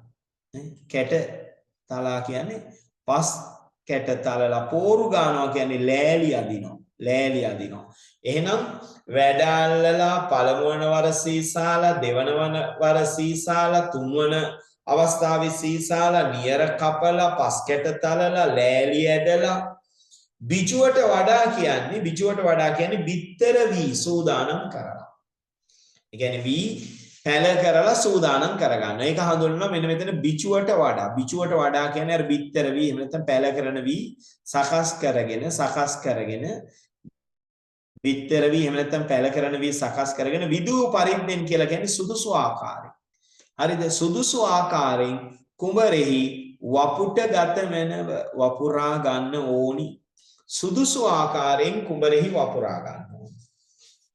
එහෙම වපුරගෙන දැන් මේක ටිකක් මේ වචන ටිකක් අමාරුවත් මේ ටික අපිට හරියටම අවබෝධය වෙයි. දැන් මට මේක කියවගෙන යන්න පුළුවන් ඔබ සතුටු කරන්න. ඔබ සතුටු කරලා වැඩක් නැහැ. විභාගේ පාස් කරන්නයි ඕනේ. හරිද? විභාගේ පාස් කරන්න නම් මේක මම කිව්වා පුරාතන ගද්දේ තියෙන අමාරුම කතාව. ඒ නිසා සියලු වචන අපි දැනගන්න ඕනේ. හරි. එතකොට අර බිත්තර වී එහෙම නැත්නම් බීජ වී සකස් කරගෙන යෝග්‍ය ආකාරයෙන් කුඹරේ වපුරා ගන්න.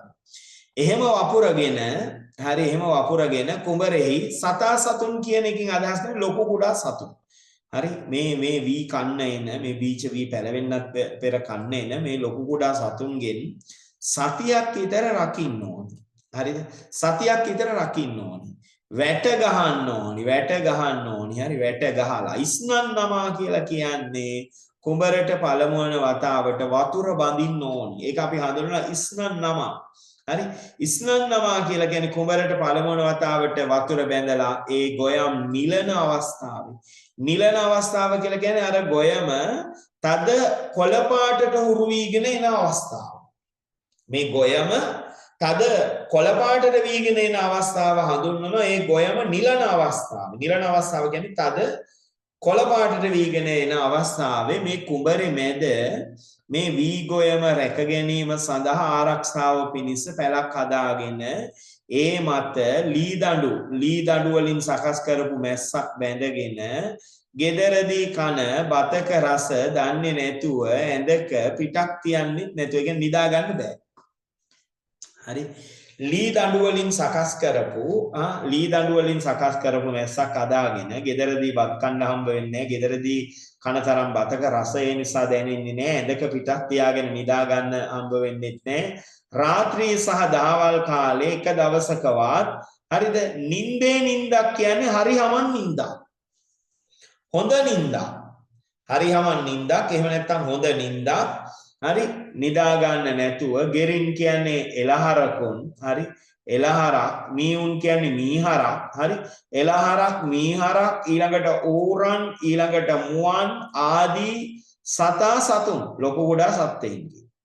හරි එළහරක් ඊළඟට මෙතන මීඋන් කියන්නේ මීහරක් ඊළඟට ඌරන් ඊළඟට මුවන් ආදී ලොකු කුඩා සතුන්ගෙන් මාස 4ක් රකින්න ඕනි. ඒ විතරක් නෙමෙයි කරල් නැගූ තැන පටන් ඒ කියන්නේ කරල් හටගත්ත ස්ථානයේ ඉඳන් පියන්වා කියන්නේ ගොයමට වැළඳෙන රෝගයක්. මේක මැස්සන්ගෙන් වැළඳෙන රෝගයක් කියලා ගන්න. හරි.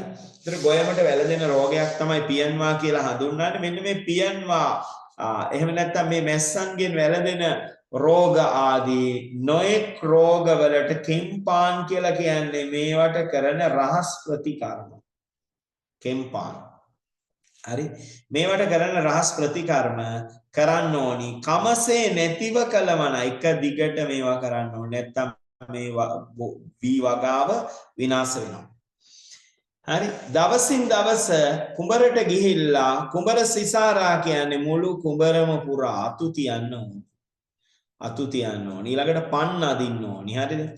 මේකෙන් කුඹර පුරාම අතු තියන්න ඕනි. හරිද? ඒ අතු තියනවා විතරක් නෙමෙයි. අතු තියනවා විතරක් නෙමෙයි පන් අදින්න ඕනි. හරි? පන් අදිනවා කියලා කියන්නේ සමහරට ඒ කියන්නේ මේකේ අදහස් කීපයක් තියෙනවා. එකක් තමයි අර බොක්කොල වගේ දේවල් එල්ලනවා. හරි? එතකොට මේ ආකාරයෙන් දුක් අරගෙන ගොයම් රකින්න කල මේ හීනටි කුඹරක්නා. හරිද? මේ හීනටි කුඹර කියන එකෙන් අදහස් කරන්නේ දිගින් වැඩි වී. හරි? ඔන්න දැන් ඔය තියෙනවා අපි දන්නා අර කළු හීනටි, රතු හීනටි ඔහොම තියෙනවානේ. දැන් දිගින් වැඩි වී. මෙන්න මේ විදිහේ මේ හීනටි කුඹරක් නම් 3 මාසයක් රකින්න ඕනේ. මේක මාස 3ක් රකින්න ඕනේ. මාවී කියන්නේ දිගින් අඩු වී જાතියක් මේවා. හරිද? ඒ කියන්නේ දිගින් අඩු වී જાතියක්. මෙහෙම කුඹරක් නම් මාස 6ක් 7ක් විතර රකින්න ඕනේ. මෙදෑතුරෙහි මේ දෙක අතර මේ කාල සීමාව තුල ඇල අමුණු පුවටා කියලා කියන්නේ අර ඔය ඇලවල් වල හැදෙන සාරණ වගේ පැල ඇටි මේවා අයින් කරලා සුද්ධ කරනවා.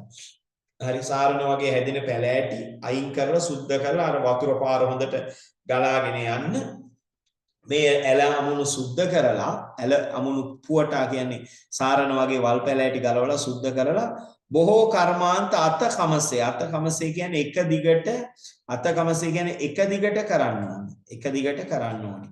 පැසෙන මාසය මුළුල්ලෙහි කියන්නේ පුරාම බස බරල වනතුරු කියන්නේ කටහඬ ගොරෝසු වෙනකම්. මේ පැසෙන මාසය පුරාවටම කටහඬ ගොරෝසු වෙනකම් කුඹරේ ඒ මුල්ලෙන් මේ මුල්ලට දුවගෙන යමින් කමසේ නැතිව එක දිගටම. හරි? එතන මේ වී පැහිගෙන එන මාසය පුරාම බසබරල වනතුරු කියන්නේ කටහඬ ගොරෝසු වෙනකම් කෑ ගගා කුඹරේ ඒ මුල්ලෙන් මේ මුල්ලට දුවමින් කමසේ නැතිව කියන්නේ ඉඩක් නැතුව. ඒ කියන්නේ එක දිගටම කුරුල්ලන් කොබෝයින් ගිරවුන් මොනරුන් ආදී වී කන සතුන්ට කෑ ගහලා උන් එලවන්න ඕන. සතුන් බිනුව මැනව කියලා කියන්නේ කෑ ගහලා එලවන්න ඕන. දැන් කුඹරේ ඒ මුල්ලේ ඉඳන් මේ මුල්ලට කටහඬ ගොරෝසු වෙනකම්ම කෑ ගගා එක දිගටම කුරුළු කොබෝ ගිරා මොනර ආදී වී කන සතුන්ට කෑ ගහලා එලවන්න ඕන. ගොයම් පැසුනට පස්සේ ගොයම් මැඩලා අඳවී නම් අර අඳවී කියලා කියන්නේ අස්සෙන්ෙන් අඩක් කුඹර බලාගත්ත වපුරන්න දායක වූ කෙනාට දෙනවා අඳවී නම් අන්න ඒ අඳයට දෙනවා කියන්නේ ඒක. එතකොට ඒ අඳයෙන් නම් එකක් දුන වෙනවා කියන්නේ භාගයක් දෙන්න ඕනි. 3න් එකක් පොරොන්දුනා නම් 3න් එකක් දෙන්න ඕනි. හරි?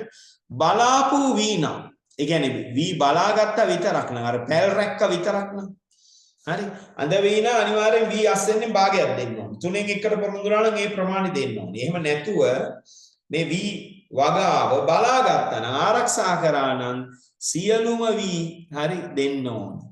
හරි මෙසේ ඒ වී ලක් කල වලසනය කියන එකෙන් අදහස් කරන්නේ මෙසේ ඒ වී ලක් කර වලසනය මෙන්න මෙතන වචනේ. මම මේ වචනේ ගන්නම් ලියන්න මෙන්න මෙතන. ඒ වලසනය කියලා කියන්නේ වැපිරීම සහ කපා පාගන්න උදව් වූ අයට දෙන කොටස. වී වැපිරීමයි කපා පෑගීමටයි කපා පෑගීම සඳහා උදව් වූ අයට දෙන කොටස. ඔන්න වී වැපිරීම සහ කපා පාගන්න උදව් වූ අයට දෙන කොටස ඒක හඳුන්වනවා වලසනය කියලා හඳුන්වනවා. හරි? එතකොට මෙන්න මේක පැල් දොර කියලා කියන්නේ මෙන්න මේ වචනේ පැල් දොර කියලා කියන්නේ අර පැල් රැකපු අයට පැලේ ඉදිරි කොටසින් දෙන කොටස. මේක පැල් රැකි අයට පැලේ ඉදිරි කොටසින්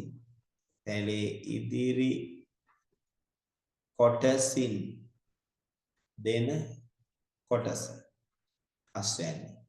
ඔන්න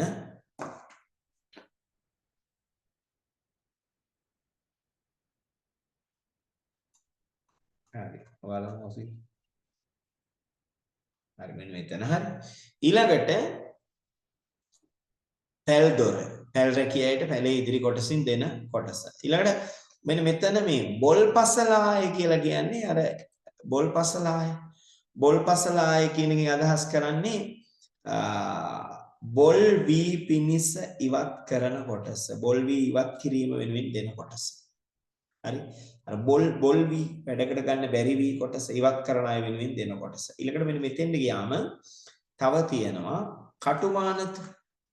මෙන්න මේ කටුමානතු කියන වචනෙන් අදහස් කරන්නේ මෙතන මේ තියෙන කටුමානතු. මේ කටුමානතු කියලා කියන්නේ අර වී වලට එකටම එකතු වී ඇති. වී වලට එකතු වී ඇති කොළ රොඩු ඉවත් කිරීම. කොළ රොඩු ඉවත් කිරීම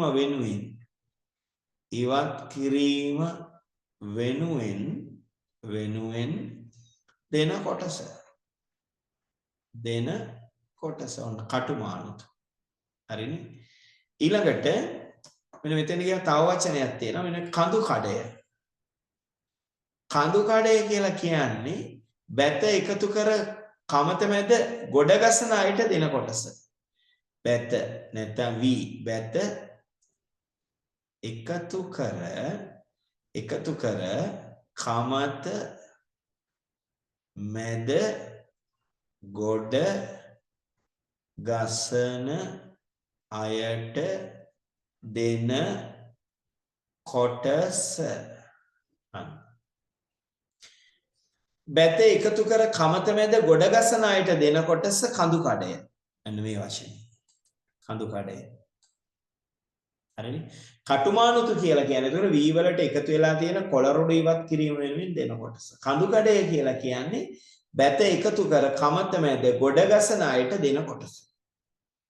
හරි. යනාදිය ව්‍යවහාර නවරදවා දෙන්න ඕනි. ඒ විතරක් නෙවෙයි රඳවුන්. රඳවුන් කියන්නේ රෙදි අපුල්ලන අය. හරි. රඳවුන් කියන්නේ රෙදි අපුල්ලන අය. බෙරවායන් කියලා කියන්නේ බෙර ගහන අය. මෙහෙකරුවන්ගේ කුලී දෙන්න ඕනි වරද්දන්නේ නැතුව. හිඟන අයට දෙන්න ඕනි. තෑගි කියලා දෙන්න ඕනි. පෙරගත්ත ණය කියලා දෙන්න ඕනි. පෙරකෑ අතපැන්ඩිය කියලා කියන්නේ උකස පිනිස ගත්ත කොටස. උකසට ගත්ත ණය කොටස කියලා දෙන්න ඕනි. හරි. බෙර ගහන අයට දෙන්න ඕනි. මෙහෙකරුවන්ට දෙන්න ඕනි. රෙදි අපුල්ලන අයට දෙන්න ඕනි. පෙරකෑ අතපැන්ඩිය කියලා කියන්නේ පෙර උකසට ගත්ත ණය කොටස වෙනුවෙන් දෙන කොටස. මෙසේ නොඑක් ප්‍රකාරයි. මේ විදිහට නොඑක් ආකාරයි. එක කුඹුරෙහි වී වියදම් කරලා ඉතිරි දෙයක් අරගෙන ඇවිල්ලා කොටුවක කියන්නේ බිස්සක අටුවක දාගෙන බිචුවට භාගය කියලා කියන්නේ බිචුවට යයි එක් භාගයක් තියාගන්න ඕනේ. ඒ කියන්නේ නැවත පැල කරන්න. බිත්තර වී නැවත පැල කිරීම සඳහා ගන්න බිත්තර වී කියලා ඉවරලා භාගයක් තියාගන්න ඕනේ. හරිද? S කියන එකෙන් අදහස් කරන්නේ පැල නොවන වී. මෙන්න මෙතන S මෙතන S කියන එකෙන් අදහස් කරන්නේ පැල නොවන වී. පැල නොවන වී. හරි? පැල නොවන වී කියලා එක භාගයක් වෙන් කරගෙන අර බිචුවට භාගය කියන්නේ බිත්තර වී නැවත වගා කරන්න තියෙන වී කොටස කන්නේ නැතුව අර S භාවය. ඒ කියන්නේ පැල නොවන වී කොටස තමයි කන්න ඕනේ. එතකොට ඔන්න හොඳ වී කොටස බිත්තර වී විදිහට අයින් කරගන්න ඕනි අර අරගෙන එන ටිකෙන් S භාවය. ඒ කියන්නේ නැවත පැල නොවන වී කොටස කන්න. එසේ කන කලත් Tamanට හිතුමනාපෙට කාලා හරියන්නේ. එසේ කන කලත් කන්න ඕනි කොහොමද? එසේ කන කලත් කන්න ඕනි. හරි? පමණ දැනගෙන කන්න ඕනි. ආයේ මෙච්චර දවසක් ගියාන් පස්සේ තමයි ගොයම් පැහෙන්නේ. එවකට දැක්වා ආරක්ෂා වෙන්න ඕනි කියලා හිතාගෙන සුඟින් සුඟ කැවවෙනවා. ටිකින් ටික කන්න ඕනි. මෙසේ එක් කාලයක දුක් ඇරගෙන යාගත් කල අනිත් කාලයක පෙර නොකලාසේම මෙසේ වීර්ය කරන්න ඕනි. මේ ආකාරයෙන් ජීවිතයේ තියෙනකම්ම යල සහ මහා අප්‍රමාදව මෙහෙ කරන්න ඕනි. පරීක්ෂා කරලා බැලුවොත් ගොවීන් නම් නිකන් ඉන්න දවසක් නෑ. හරියට පරීක්ෂා කරලා බැලුවොත් ගොවීන් නිකන් ඉන්න දවසක් නෑ. හරිද? ලෙඩට හොත් කල ලෙඩට වැටුනොත් උපයාගෙන කන්න බෑ. හම්බ කරගෙන කන්න බෑ. ලෙඩ වුණොත් හම්බ කරගෙන කන්න බෑ. හරිද? හම්බ කරගෙන ගන්න බෑ ලෙඩ වුණොත්. ඊළඟට මෙන්න මෙතන තව වචනයක් එනවා. දැන් මේක අමාරුවත් මේක අපි හොඳට අධ්‍යයනය කරන්න බෑ. මේකේ ඇති අමාරුවක් නෑ මේ ඇති දෙයක් නෑ. මම ඔක්කොම කියනවා. දැන් මෙන්න මෙතන මේ සේවාකම්. සේවාකම් කියලා කියන්නේ සේවය සඳහා ගමින් පිටතට ගිහිල්ලා කරන කුලී කාර්යය. සේවය සඳහා ගමින් පිටතට ගිහිල්ලා කරන කුලී කාර්යය ඒක හඳුන්වනවා සේවාකම්. සේවය පිණිස ගමින් පිටතට ගිහිල්ලා කරන කුලී කාර්යය ඒක අපි හඳුන්වනවා සේවාකම්. සේවය පිණිස ගමින් පිටතට ගිහිල්ලා කරන කුලී කාර්යය ඒක සේවාකම්. හරි. එතකොට ඔන්න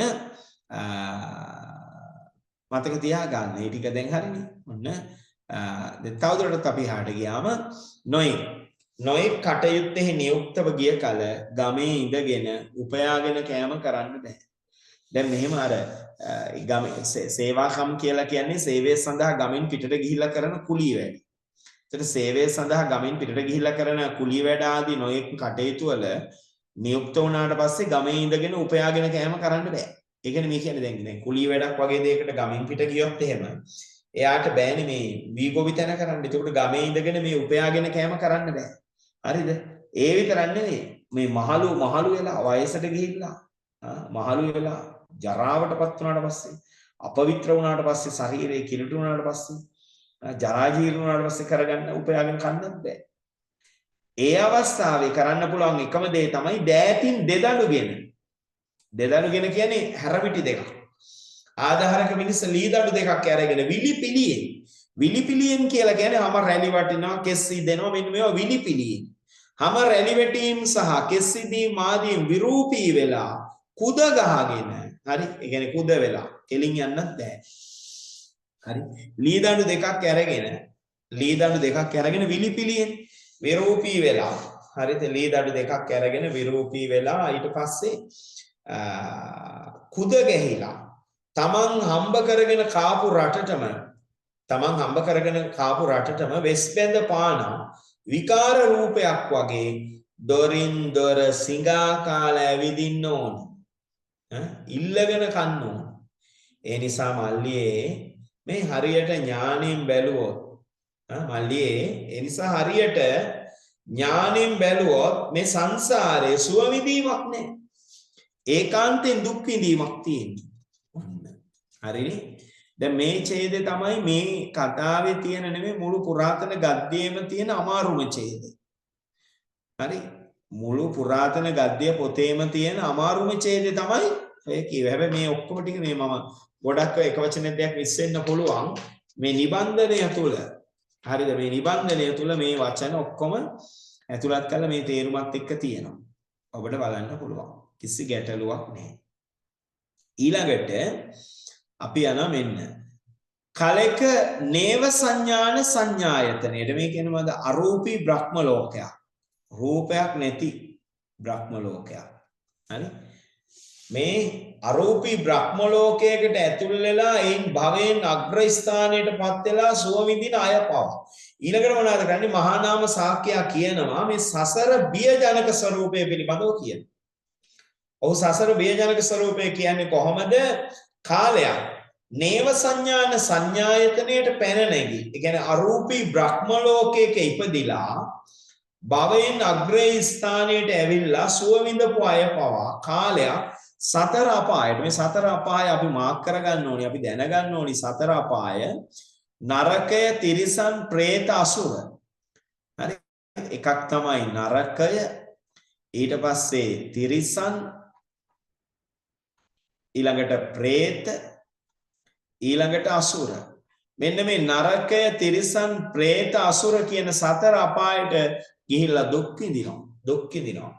කාලයක් බ්‍රහ්ම රජවරු වෙලා ඉපදිලා හිටපු අය කාලයක් කදෝකිමි වෙලා ඉපදෙනවා. මේ කදෝකිමි කියලා කියන්නේ කණාමැදිරිය වෙලා ඉපදෙනවා. හරි?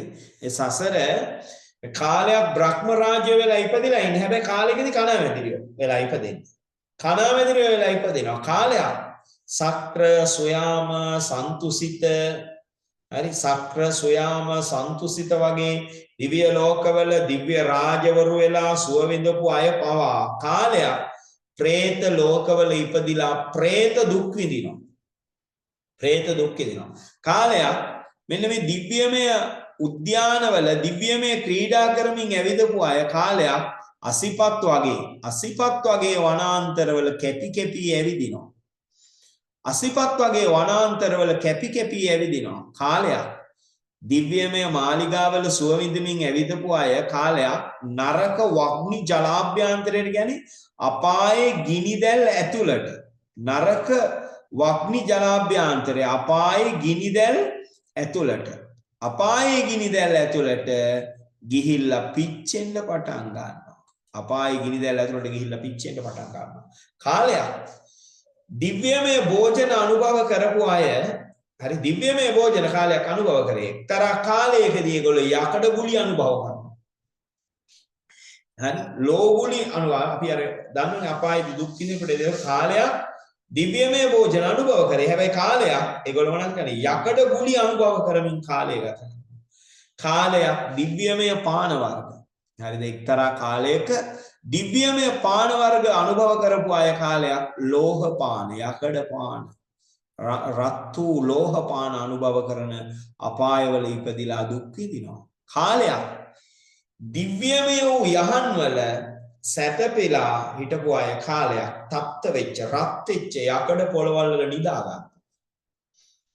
සසර වේදනක ස්වરૂපය මහා නාම ශාක්‍ය අනුරුද්ධ කුමාරයාට පැහැදිලි කරනවා. කාලයක් දිව්‍යමය යහන් වල සැතපෙච්ච අය කාලයක් රත් වෙච්ච යකඩ පොළොව වල සයනය කරන්න පටන් ගන්නවා.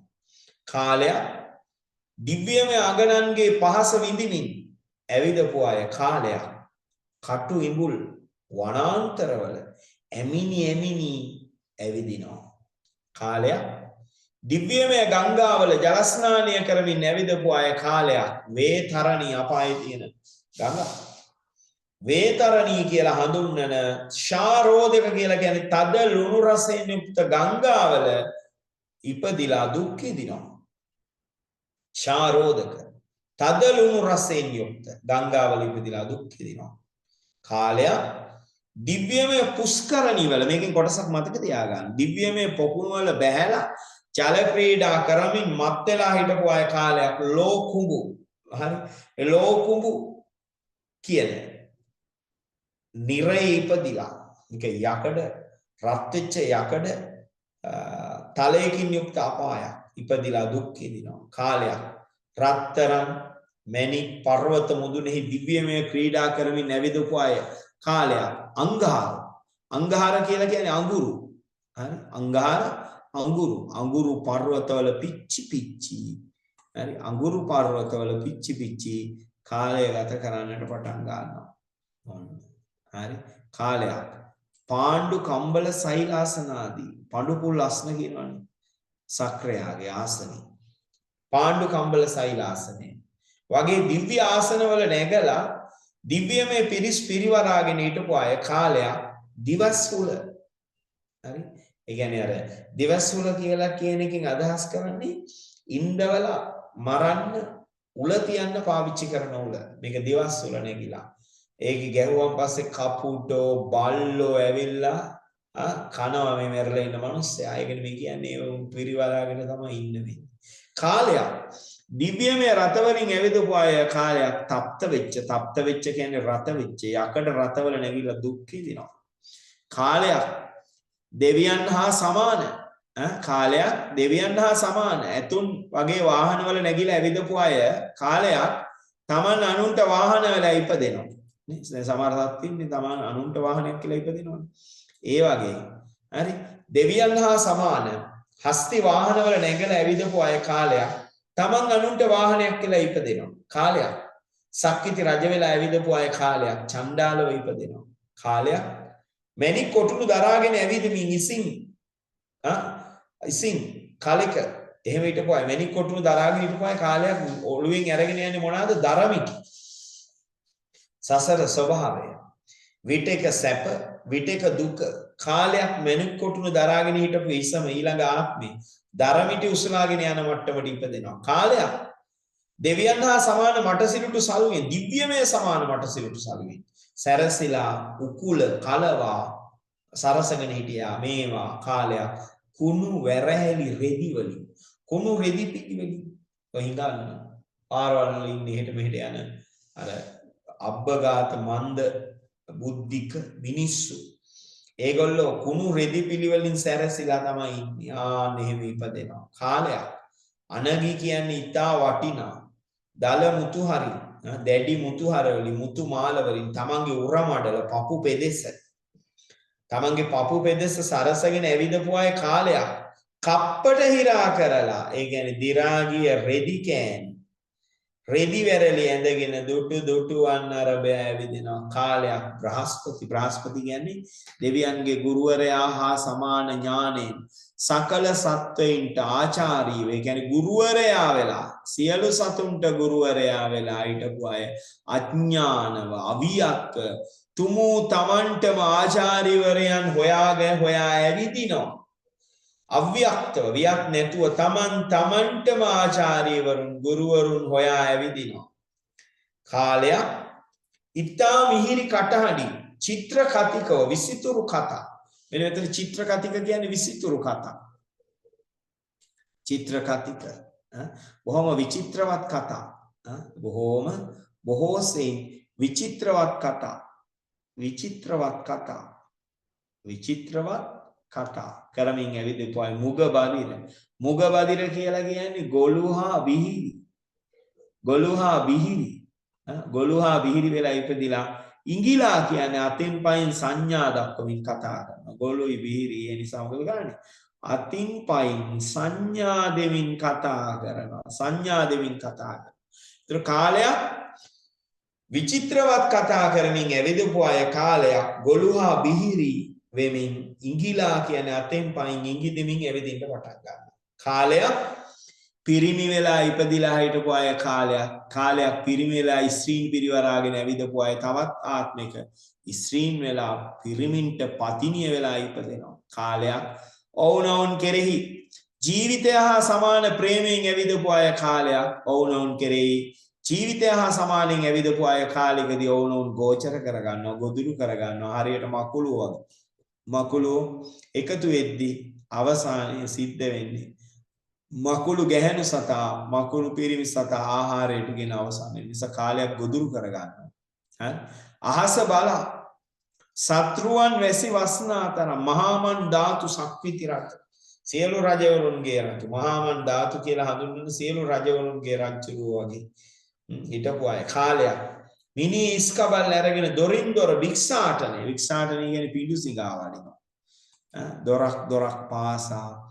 වික්ෂාටනය කරනවා කියන්නේ පිඬුසිඟා යනවා ගොනටු කඳ වැදහෙව අර ලී දඬු කඳන් වල වැතිරිලා දේහය නික්ෂේපය කරනවා කියන්නේ සිරුර අතහැරලා යනවා හරි මිනි ඉස්කබල් අරගෙන දොරින් දොර සිංගමන් යදිනවා විතරක් නෙවෙයි ගොනටු කඳ ලී කඳන් උඩ තමන්ගේ ශරීරය අතහරිනවා මේ කාරණයෙන් මල්ලියේ මේ සංසාරය ඥාණයෙන් බැලුවොත් විඩම්බනාවක් විහිළුවක් මේක නිකන් පිදුරු කැරල්ලක්සේ මේ ඔක්කොම උපමා මේවා මතක තියාගන්න වෙනවා පිදුරු කැරල්ලක්සේ අගමුල නැහැ මේ සසර ගුල කියන ලිහිණියන්ගේ කසල්ලක් වගේ පිළිවෙලක් නේ උපමා අවුල් හූවැටියක් වගේ දියහිනෙගේ දිය බුබුලක් වගේ දියෙහි යන රළ පතරක් වගේ දියෙහි යන රේඛාවක් වගේ විදුලියක් වගේ සුළං පොදක් වගේ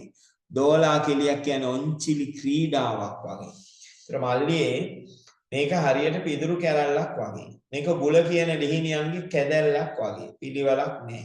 මේක අවුල් වෙලා ගිය නූල් පන්දුවක් වගේ. මේක දියෙහි යටගත්ත දිය බුබුලක් වගේ. දියෙහි යන රළ පතරක් වගේ. දියෙහි යන රේඛාවක් වගේ විදුලියක් වගේ ඔක්කොම උපමා. සුළං කඩක් වගේ කියන්නේ සුළං පොදක් වගේ. මේක හරියට දෝලා කෙලියක් වගේ ඔන්චිලි ක්‍රීඩාවක් වගේ. මේක ඉන්ද්‍රජාලාවක්. දර්පණ රූපයක් කණ්ණාඩියෙන් පෙන්න රූපයක් වගේ. සිහිනෙන් දුටු රූපයක් වගේ. මේක මහා නිස්සාරවත් දෙයක්. නිස්සාරවත් දෙයක්. තපස් කොට නිවන් දැකපු අයට ජරාව නෑ. ඒ කියන්නේ වයසට යන්නේ මරණය නෑ.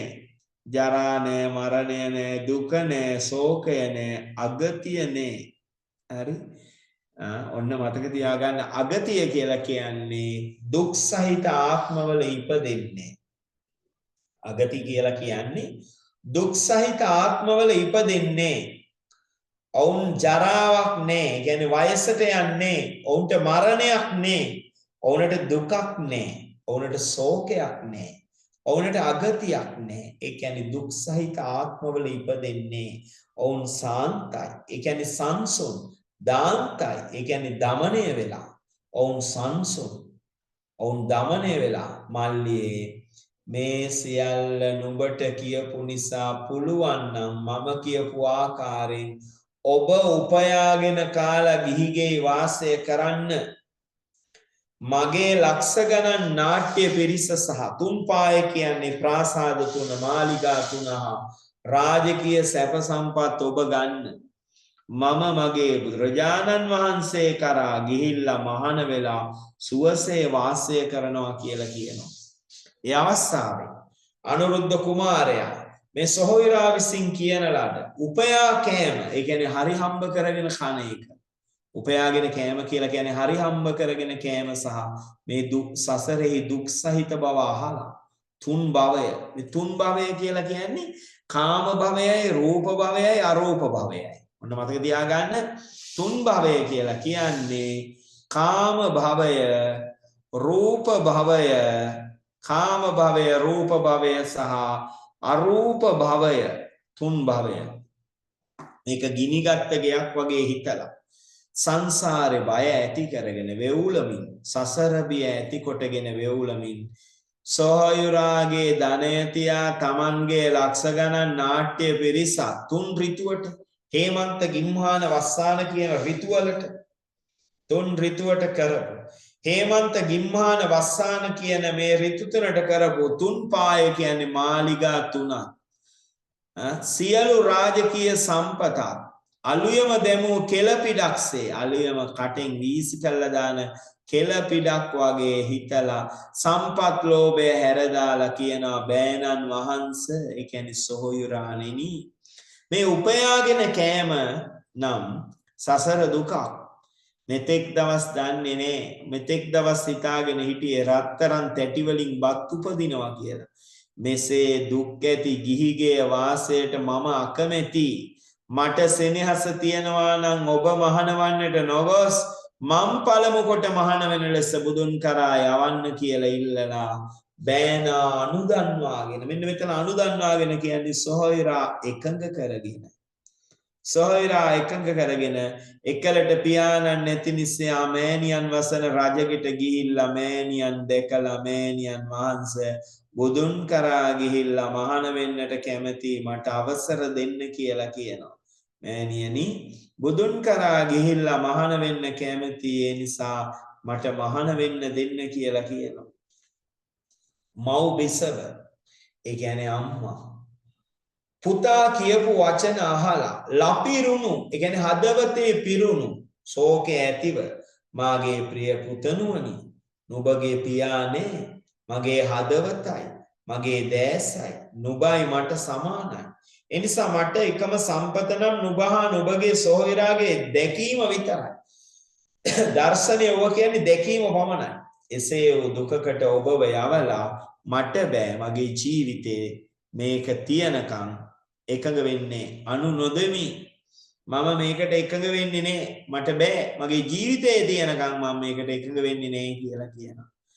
ඒ අවස්ථාවේ අනුරුද්ධ කුමාරයා කියනවා මෑණියනි, කුමක්ද කියන්නේ, අම්මේ මොනවාද කියන්නේ? ගංගාවෙන් නිකුත් වෙච්ච මහා ජල පහර මහා මුහුදට ගිහිල්ලා මිස එහි අතරමඟ නතර වෙන්නේ නෑ. ගංගාවෙන් නිකුත් වෙන ජල පහර මහා මුහුදට ගිහිල්ලා මිස එහි අතරමඟ රැඳෙන්නේ නෑ. මාගේ මේ ශ්‍රද්ධාව කියන මහා වතුරක් සුගත් මුහුද, බුදුන් වහන්සේ කියන මුහුදට ඇතුළු වෙලා මිස නතර වෙන්නේ නෑ, මට සමු දෙන්න කියනවා.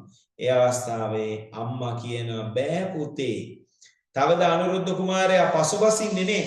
මෑණියනි, ආකාශයෙන් හටගත්ත වර්ෂාව මහ පොළවට ඇදවැටිලා මිස වෙනත් ස්ථානයක රැඳෙන්නේ නෑ වගේ මාගේ ශ්‍රද්ධාව නැමැති වර්ෂාවක් සුගත් භූමියේ මේ බුදුන් වහන්සේ කියන බිම මාගේ ශ්‍රද්ධාව කියන වර්ෂාවත් මේ බුදුන් වහන්සේ කියන භූමියේ පතිත වෙලා මිස සුගත් භූමියේ සුගත් භූමිය කියලා කියන්නේ යහපත් බිම කියලා තමයි. සුගත් භූමියේ පතිතව මිස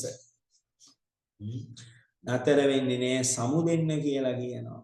තුන්වෙනි වතාවෙත් මව්බිසව කිව්වම එසේ වූ වචනයක් මගේ කනට අහන්න කියන්න එපා. අනුරුද්ධ කුමාරයා මෑණියනි ආකාශයකින් හෝ පර්වතයක අගින් නිකුත් වෙච්ච දිය ඇල්ලක් ඒ පර්වතයේ පාමුල රැඳෙනවා වගේ මගේ ශ්‍රද්ධාව කියන දිය ඇල්ල මේ බුදුන් වහන්සේ කියන තියග්ගලෙහි තියග්ගල කියලා කියන අහස් ගංගාව බිමට පතිත වන ස්ථානෙට කියනවා තියග්ගල තියග්ගලෙහි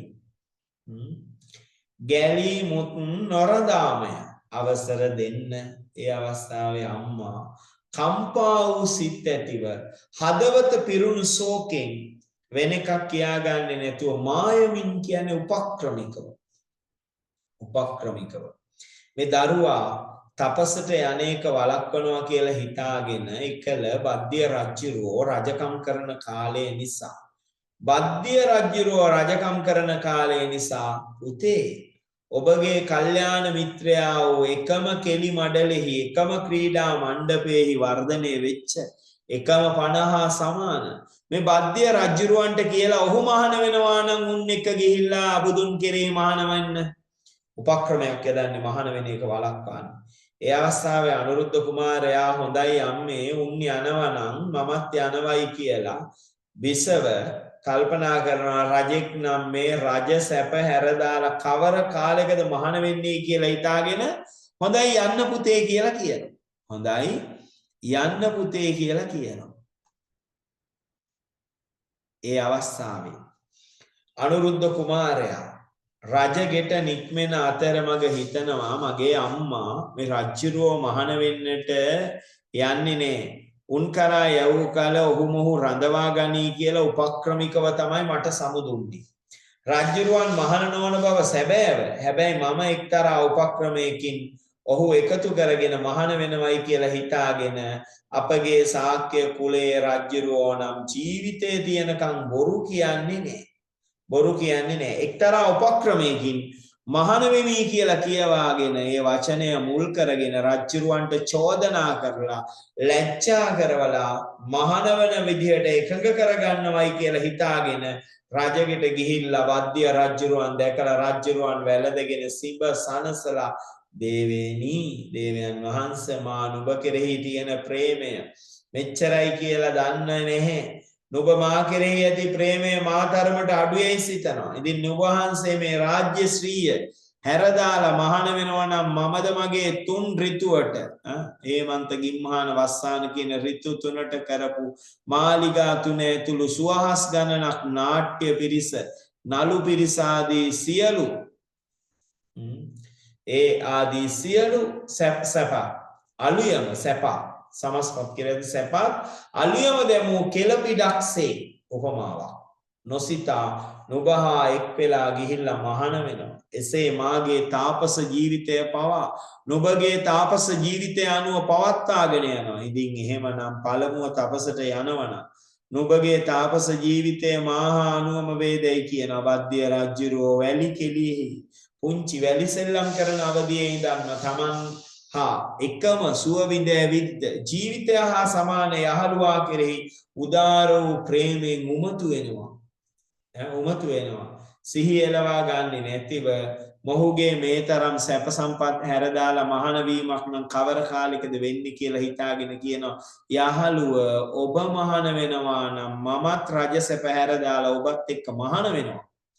ඒ වචන වලට අනුරුද්ධ කුමාරයා අමා දියකඩකින් අභිෂේක ලැබුවාසේ. අභිෂේක අර මන්ත්‍ර ජප කළ වතුර හිස මුදුලෙන් දානවා වගේ.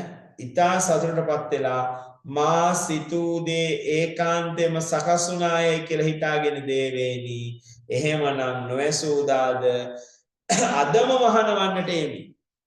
මා කැටිව මාත් එක්ක එන්න කියනවා. ඒ අවස්ථාවේ වද්දිය රජුරෝ පර්වතයක හැප්පුණා වගේ මේ මොකද්ද තමන් කිව්වේ කියලා පර්වතයක හැප්පුණා වගේ මේ රජකමට ලෝභයෙන් කම්පා වෙච්ච සිත් ඇතිව මේක සලකන්නේ නැතුව වරදවා කිව්වා මා කිව්වේ මොකක්ද කියලා හිතාගෙන යාළුවෝ අපි දෙන්නම තාම ඉන්නේ හොඳ තරුණ වයසේ දැනට මේ කම්සුව අනුභව කරලා මත්තේ මහලුව ගියාට පස්සේ ගිහිල්ලා මහාන වෙමු කියන. දැන් වචනේ වැරදුනා. හරි. සාක්‍යෝ බොරු කියන්නේ. පොරොන්දුවක් දුන්නොත් ඉෂ්ට කරනවා. ඒ වචන වලට අනුරුද්ධ කුමාරයා කියනවා මිත්‍රය මේ ජරාව සහ මරණය වයසට යෑම සහ මරණය කියන දෙන්නගෙන් ඉස්සෙල්ලා කවුද පස්සේ කවුද කියලා නිශ්චය කරන්න බෑ. සමහර කාලෙක වයසට යෑම පළමු වෙනවා. සමහර කාලෙක මහණු වීමට කලින් මරණය එනවා. ඔබට ඥානය නැහැ. ඔබේ නුවණෙක් නෙවෙයි ඔබ ඥානවන්ත හිතුවේ නෑ. අප බුදුරජාණන් වහන්සේ 29 ඇවිදිදි මේ 29 කියන්නේ 30ට එකක් අඩුයි අවුරුදු 29. අවුරුදු 29 දී කාමසුව හැරදාලා සද්දවසකින් ලැබෙන සක්විති රජකම දවස් 7න් ලැබෙන සියලු රජවරුන් අතර රාජකීය ස්වරූපේ සියලු රජවරුන් අතර රාජකීය ස්වරූපේ හෙවත් සක්විති රජකම බව අතහැර දාලා මහණුනා උදායි වගේ මේ නගරේ මහා ඇමතිවරු ඊටාම තරුණ කාලේ මහාන වෙලා දැන් අමා මහ නිවන් දැකලා අපේ ඔළුවට පස් වගුරු වාගෙන ආකාශයෙන් ඇවිදිනවා. අපි ඔවුන්ට වඳිනවා, අපි ඔවුන්ට පුදනවා, අපි ඔවුන්ට සත්කාර කරනවා. මේක මහා ලැජ්ජාවක්. මේ කාමසුව කම්සප විඳීම ඥාණයෙන් බැලුවොත් සුව විඳීමක් නෙවෙයි. මේ කම්සප විඳීම ඥාණයෙන් බැලුවොත් මේක සුව විඳීමක් නෙවෙයි දුක් විඳීමක්. එකලාව වලට ගොස් උදේකලාවම කැලෑවට ගිහිල්ලා තපස් රැකීම නම් විශේෂයෙන් බැලුවාම දුක් විඳීමක් නෙවෙයි. ඒකාන්තයෙන් සුව විඳීමක්. යහළුව දෙබසක් කියන්නේ වචන දෙකක් කියන්න එපා. මහාන වෙන්න යමු. යහළුව වචන දෙකක් කියන්න එපා. මහාන වෙන්න යමු කියලා කියනවා. ඒ අවස්ථාවේ බද්දිය රජුරෝ Taman මහා සත්‍යවාදීහි උත්තරයක් කියන්නේ සත් අවුරුද්දක් රජකම් කරලා දෙදෙනාම එක්ව ගිහිල්ලා මහාන වෙමුයි කියනවා. අනුරුද්ධ කුමාරයා එසේ එකඟ වෙන්නේ නැහැ. අවුරුදු 6ක් බලමු කියනවා. එකඟ වෙන්නේ නැහැ. 5 අවුරුද්දක් බලමු කියනවා. එකඟ වෙන්නේ අවුරුදු 4ක්. එකඟ වෙන්නේ අවුරුදු 3ක්. එකඟ වෙන්නේ අවුරුදු 2ක්. අවුරුද්දක්. එකඟ වෙන්නේ නැවත මාස 6ක්. මාස 5ක්. මාස 4ක්. මාස 3ක්. මාස 2ක්. මාසයක්. පෝය දෙකක් බලමුයි කියන එකඟ වෙන්නේ. එහෙනම් යහළුවේ මගේ පුත්‍ර ධාරාවන්ට, ඒ කියන්නේ අඹු දරුවන්ට. පුත්‍ර ධාරාවන් කියන එකෙන් අදහස් කරන්නේ අඹු දරුවෝ නේ තියෙන්නේ. එහෙනම් මගේ අඹු දරුවන්ට අනුශාසනා කරලා ඔවුන් රාජ්‍ය තෙන් කියන්නේ රාජ්‍ය ස්ථාවර කරනකම් එක දවසක් බලන්න. මට සෙනෙහස තියනවා නම් උත්තරයක් නොකියවයි කිය. ආයේ ප්‍රති උත්තර කියන්න එපා. ඒ අවස්ථාවේ අනුරුද්ධ කුමාරයා සද්දවසකට දවස් 7කට එකඟ වෙනවා. හොඳයි කියනවා. ඉක්බිත්තෙන් සද්දවසක් පුරාම කරන්න ඕනි සියලු කාර්යයන් නිම කරලා සත්වන දවසේ අනුරුද්ධ කුමාරයා, බද්දිය කුමාරයා, බුදුන්ගේ සුළු පියාගේ ඌ දෝතෝදන දරුවන් වූ ආනන්ද කුමාරයා, කිම්බිල රාජ කුමාරයා, බඟු කියන රාජ කුමාරයා, සුප්‍රබුද්ධ දරුවෙච්ච යසෝදරා දේවීන් බැහැ. යසෝදරා දේවීන් බැහැ. දෙව්දත් නම් රාජකුමාරයෝ කියන මේ රාජකුමාරවරු 6 දෙනා තම තමන්ගේ සුවහස් ගණන් තමන්ගේ දැන් කුමාරවරු ගණනාවක් ඉන්න තම තමන්ගේ 100,000 ගණනක් අර බැහැ කියන්නේ බැහැ දැක හමු වී හරි ඒ තියෙන්නේ බැහැ යසෝදරා දේවීන් බැහැ දැකලා දෙව්දත් නම් රාජකුමාරයා කියන රාජකුමාරවරු 6 දෙනා තමන්ගේ 100,000 ගණනක් ඇත්තු අශ්වය රත පාබල කියන පිරිස් ඇරගෙන සක්‍රපුරයෙන් බට දිව්‍ය වටයන් 6 දෙනෙකුසේ උපමාවක්. සක්‍රපුරයෙන් බට දිව්‍ය වටයන් 6 දෙනෙකුසේ උයන් කෙලියට යම්හයි. උද්‍යාන ක්‍රීඩා පිණිස යනවයි කියලා නගරෙන් පිටත් වෙලා ක්‍රීඩා කරන බව හඟවමින් යොදුන් ගණනක් පලාගොස් කියන්නේ වහා යන. යොදුන් ගණනාවක් වහා ගිහිල්ලා එක්තරා බිමක තමන්ගේ සේනාව රඳවලා ඔවුනොවුන් හිඟිලා කියන්නේ මුහුණේ ඉරියව් වලින් අතින් පයින් ඉඟි බිඟි පාලා එහෙම නැත්නම් කියලා අතෙන් පයින් කියලා ඉඟිලා උපාලී කියන කපුවා කියන්නේ කරන වෑමියා කොණ්ඩේ කපන කෙනා සමග 7 දෙනාම මහා සෙනගට හොරෙන් වල් වැද කියන්නේ කැලෑවට ඇතුල් වෙලා වල් හිරාගොස් කියන්නේ කැලෑව කඩාගෙන ගිහිල්ලා පසල් දනව්වකට කියන්නේ පිටිසර ජනපදයකට කැලෑවට ඇතුළු වෙලා කැලෑව කඩාගෙන ගිහිල්ලා පිටිසර ජනපදයකට ගිහිල්ලා ඔවුනොවුන් හා කතා කරලා එක් වෙලා මහාන වෙමුයි කියලා ඔවුනොවුන් එකඟ කරගෙන තමන් පැළඳගෙන ඉන්න සත්‍රුවන් ආභරණ. ඒ කියන්නේ මණික්චාති 7කින් යුක්ත. හරිද? මෙතන මතක තියාගන්න ඕනි මණික්චාති 7කින් යුක්ත ආභරණ. මේ සත්‍රුවන් කියන එකෙන් අදහස් කරන්නේ මණික්චාති 7කින්. මණික්චාති 7ක් තියෙනවා. හරිද? එතකොට ඔන්න ඒක විශේෂයෙන් මතක තියාගන්න ඕනි කාරණයක් සත්‍රුවන්. මම ඒකේ මේ අදහසක් මෙතන කියන්නම්. රන් රිදී මුතු මැණික් සංක ශිලා ප්‍රවාල. අපි මෙතන ලියමු.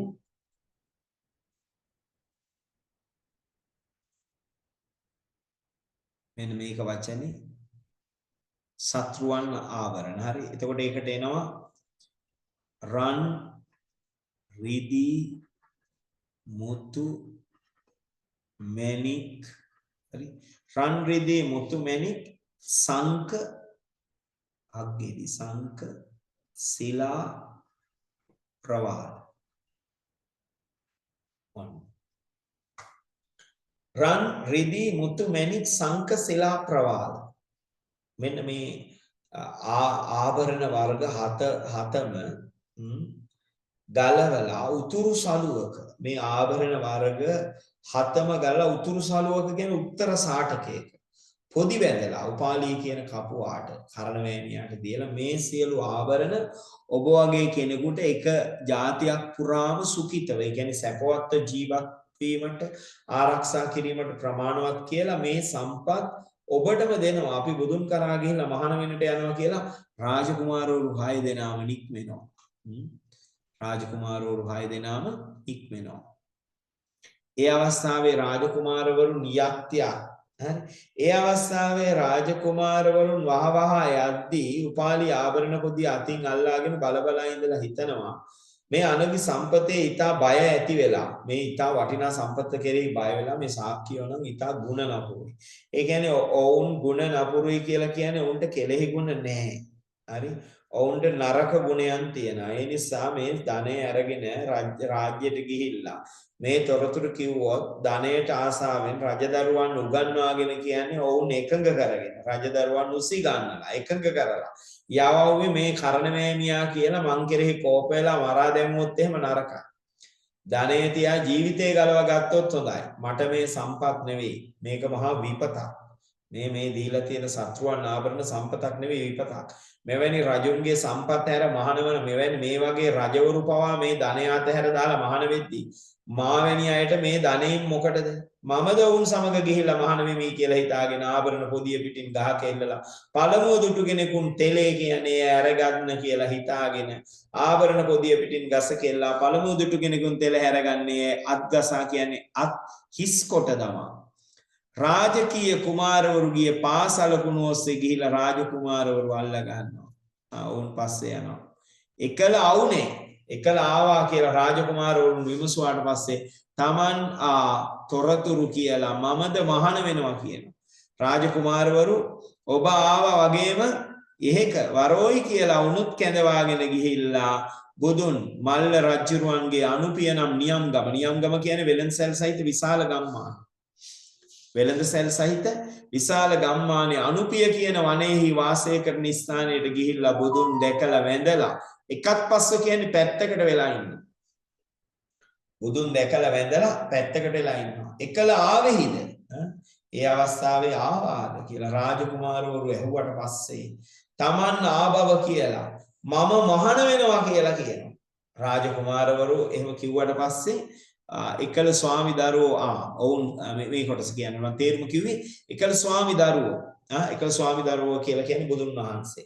ඔවුන් ආපු කාරණා විමසලා මහාන වන්නට ආපු බව අහලා අවසර දෙනවා. එකල රජදරුවෝ 6 දෙනා කියනවා ස්වාමීනි අපගේ කුලෙහි ශාක්‍යෝ ඊතා මාන්නාදිකයි.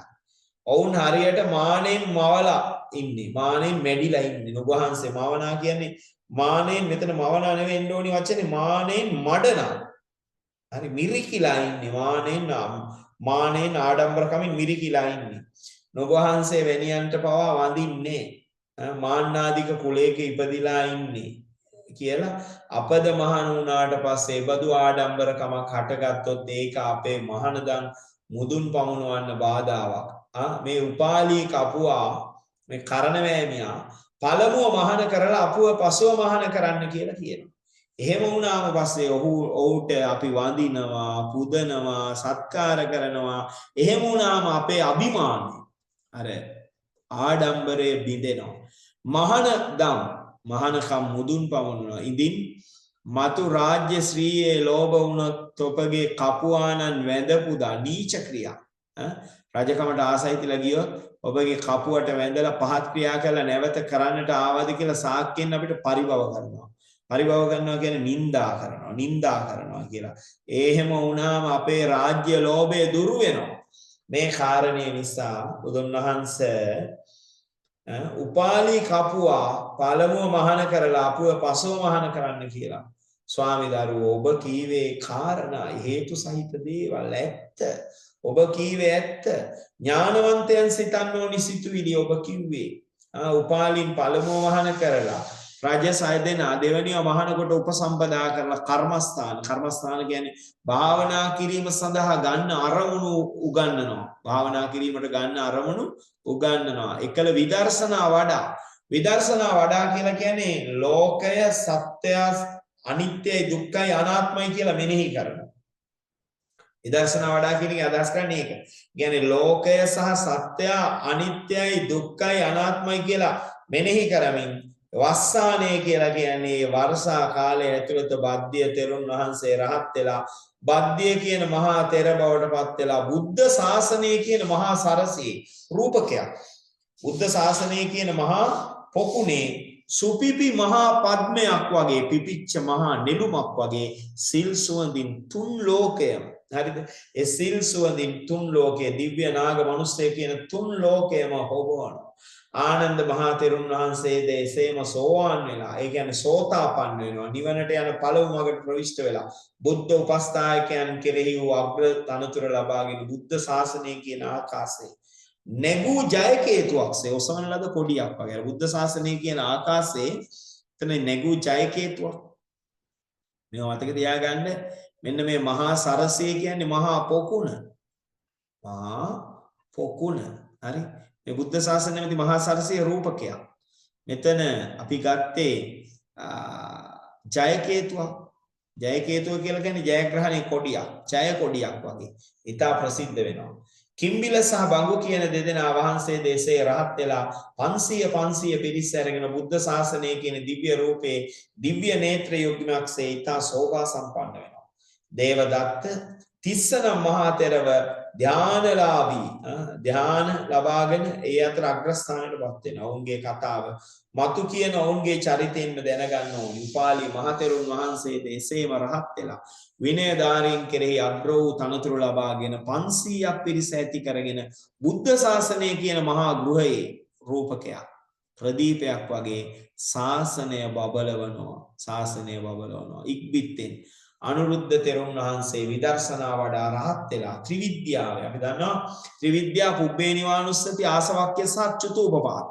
පුබ්බේ නිවානුස්සති ආසවක්ඛ්‍ය සහ චුතූපපාත හරි කියන මේ කෙලවරටපත් වෙලා තමන් වහන්සේ පියුමතුරා කියලා කියන්නේ පදුමුත්තර කියන බුදුන්ගේ කාලේ පහන් පූජා කළා වූ කුසලයේ බලයෙන් වැදහුන් එම අස්සේ හිඳ ලක්ෂයක් සක්වල තිබූ තල් සක්වල කියන්නේ චක්‍රාවාටය තල් ඇටයක් වගේ සමාන වස්තුවක් අත්ලෙහි කියන්නේ අල්ලෙහි තැබුවා වගේ දක්නා තරම් දිවස් ලබාගෙන එතෙන් පටන් ශාසන අම්බරේ පුන් සඳසේ උපමාවක් සසුන් හොබවා බුද්ධ ශාසනය දිවස් ඇතියන් කෙරේ අග්‍ර තනතුරු ලබා ගන්නවා. බුදුන්ගේ මල්ලි බුදුන් මල් අනුරුද්ධ මහ තෙරුන් වහන්සේ මේ නමින් දිව්‍ය මනුස්සයන් කෙරෙහි ඊතා ප්‍රසිද්ධියටපත් වෙනවා. දිව්‍ය මනුස්සයන් කෙරෙහි ඊතා ප්‍රසිද්ධියටපත් වෙනවා. ඔන්න මතක තියාගන්න. දැන් මම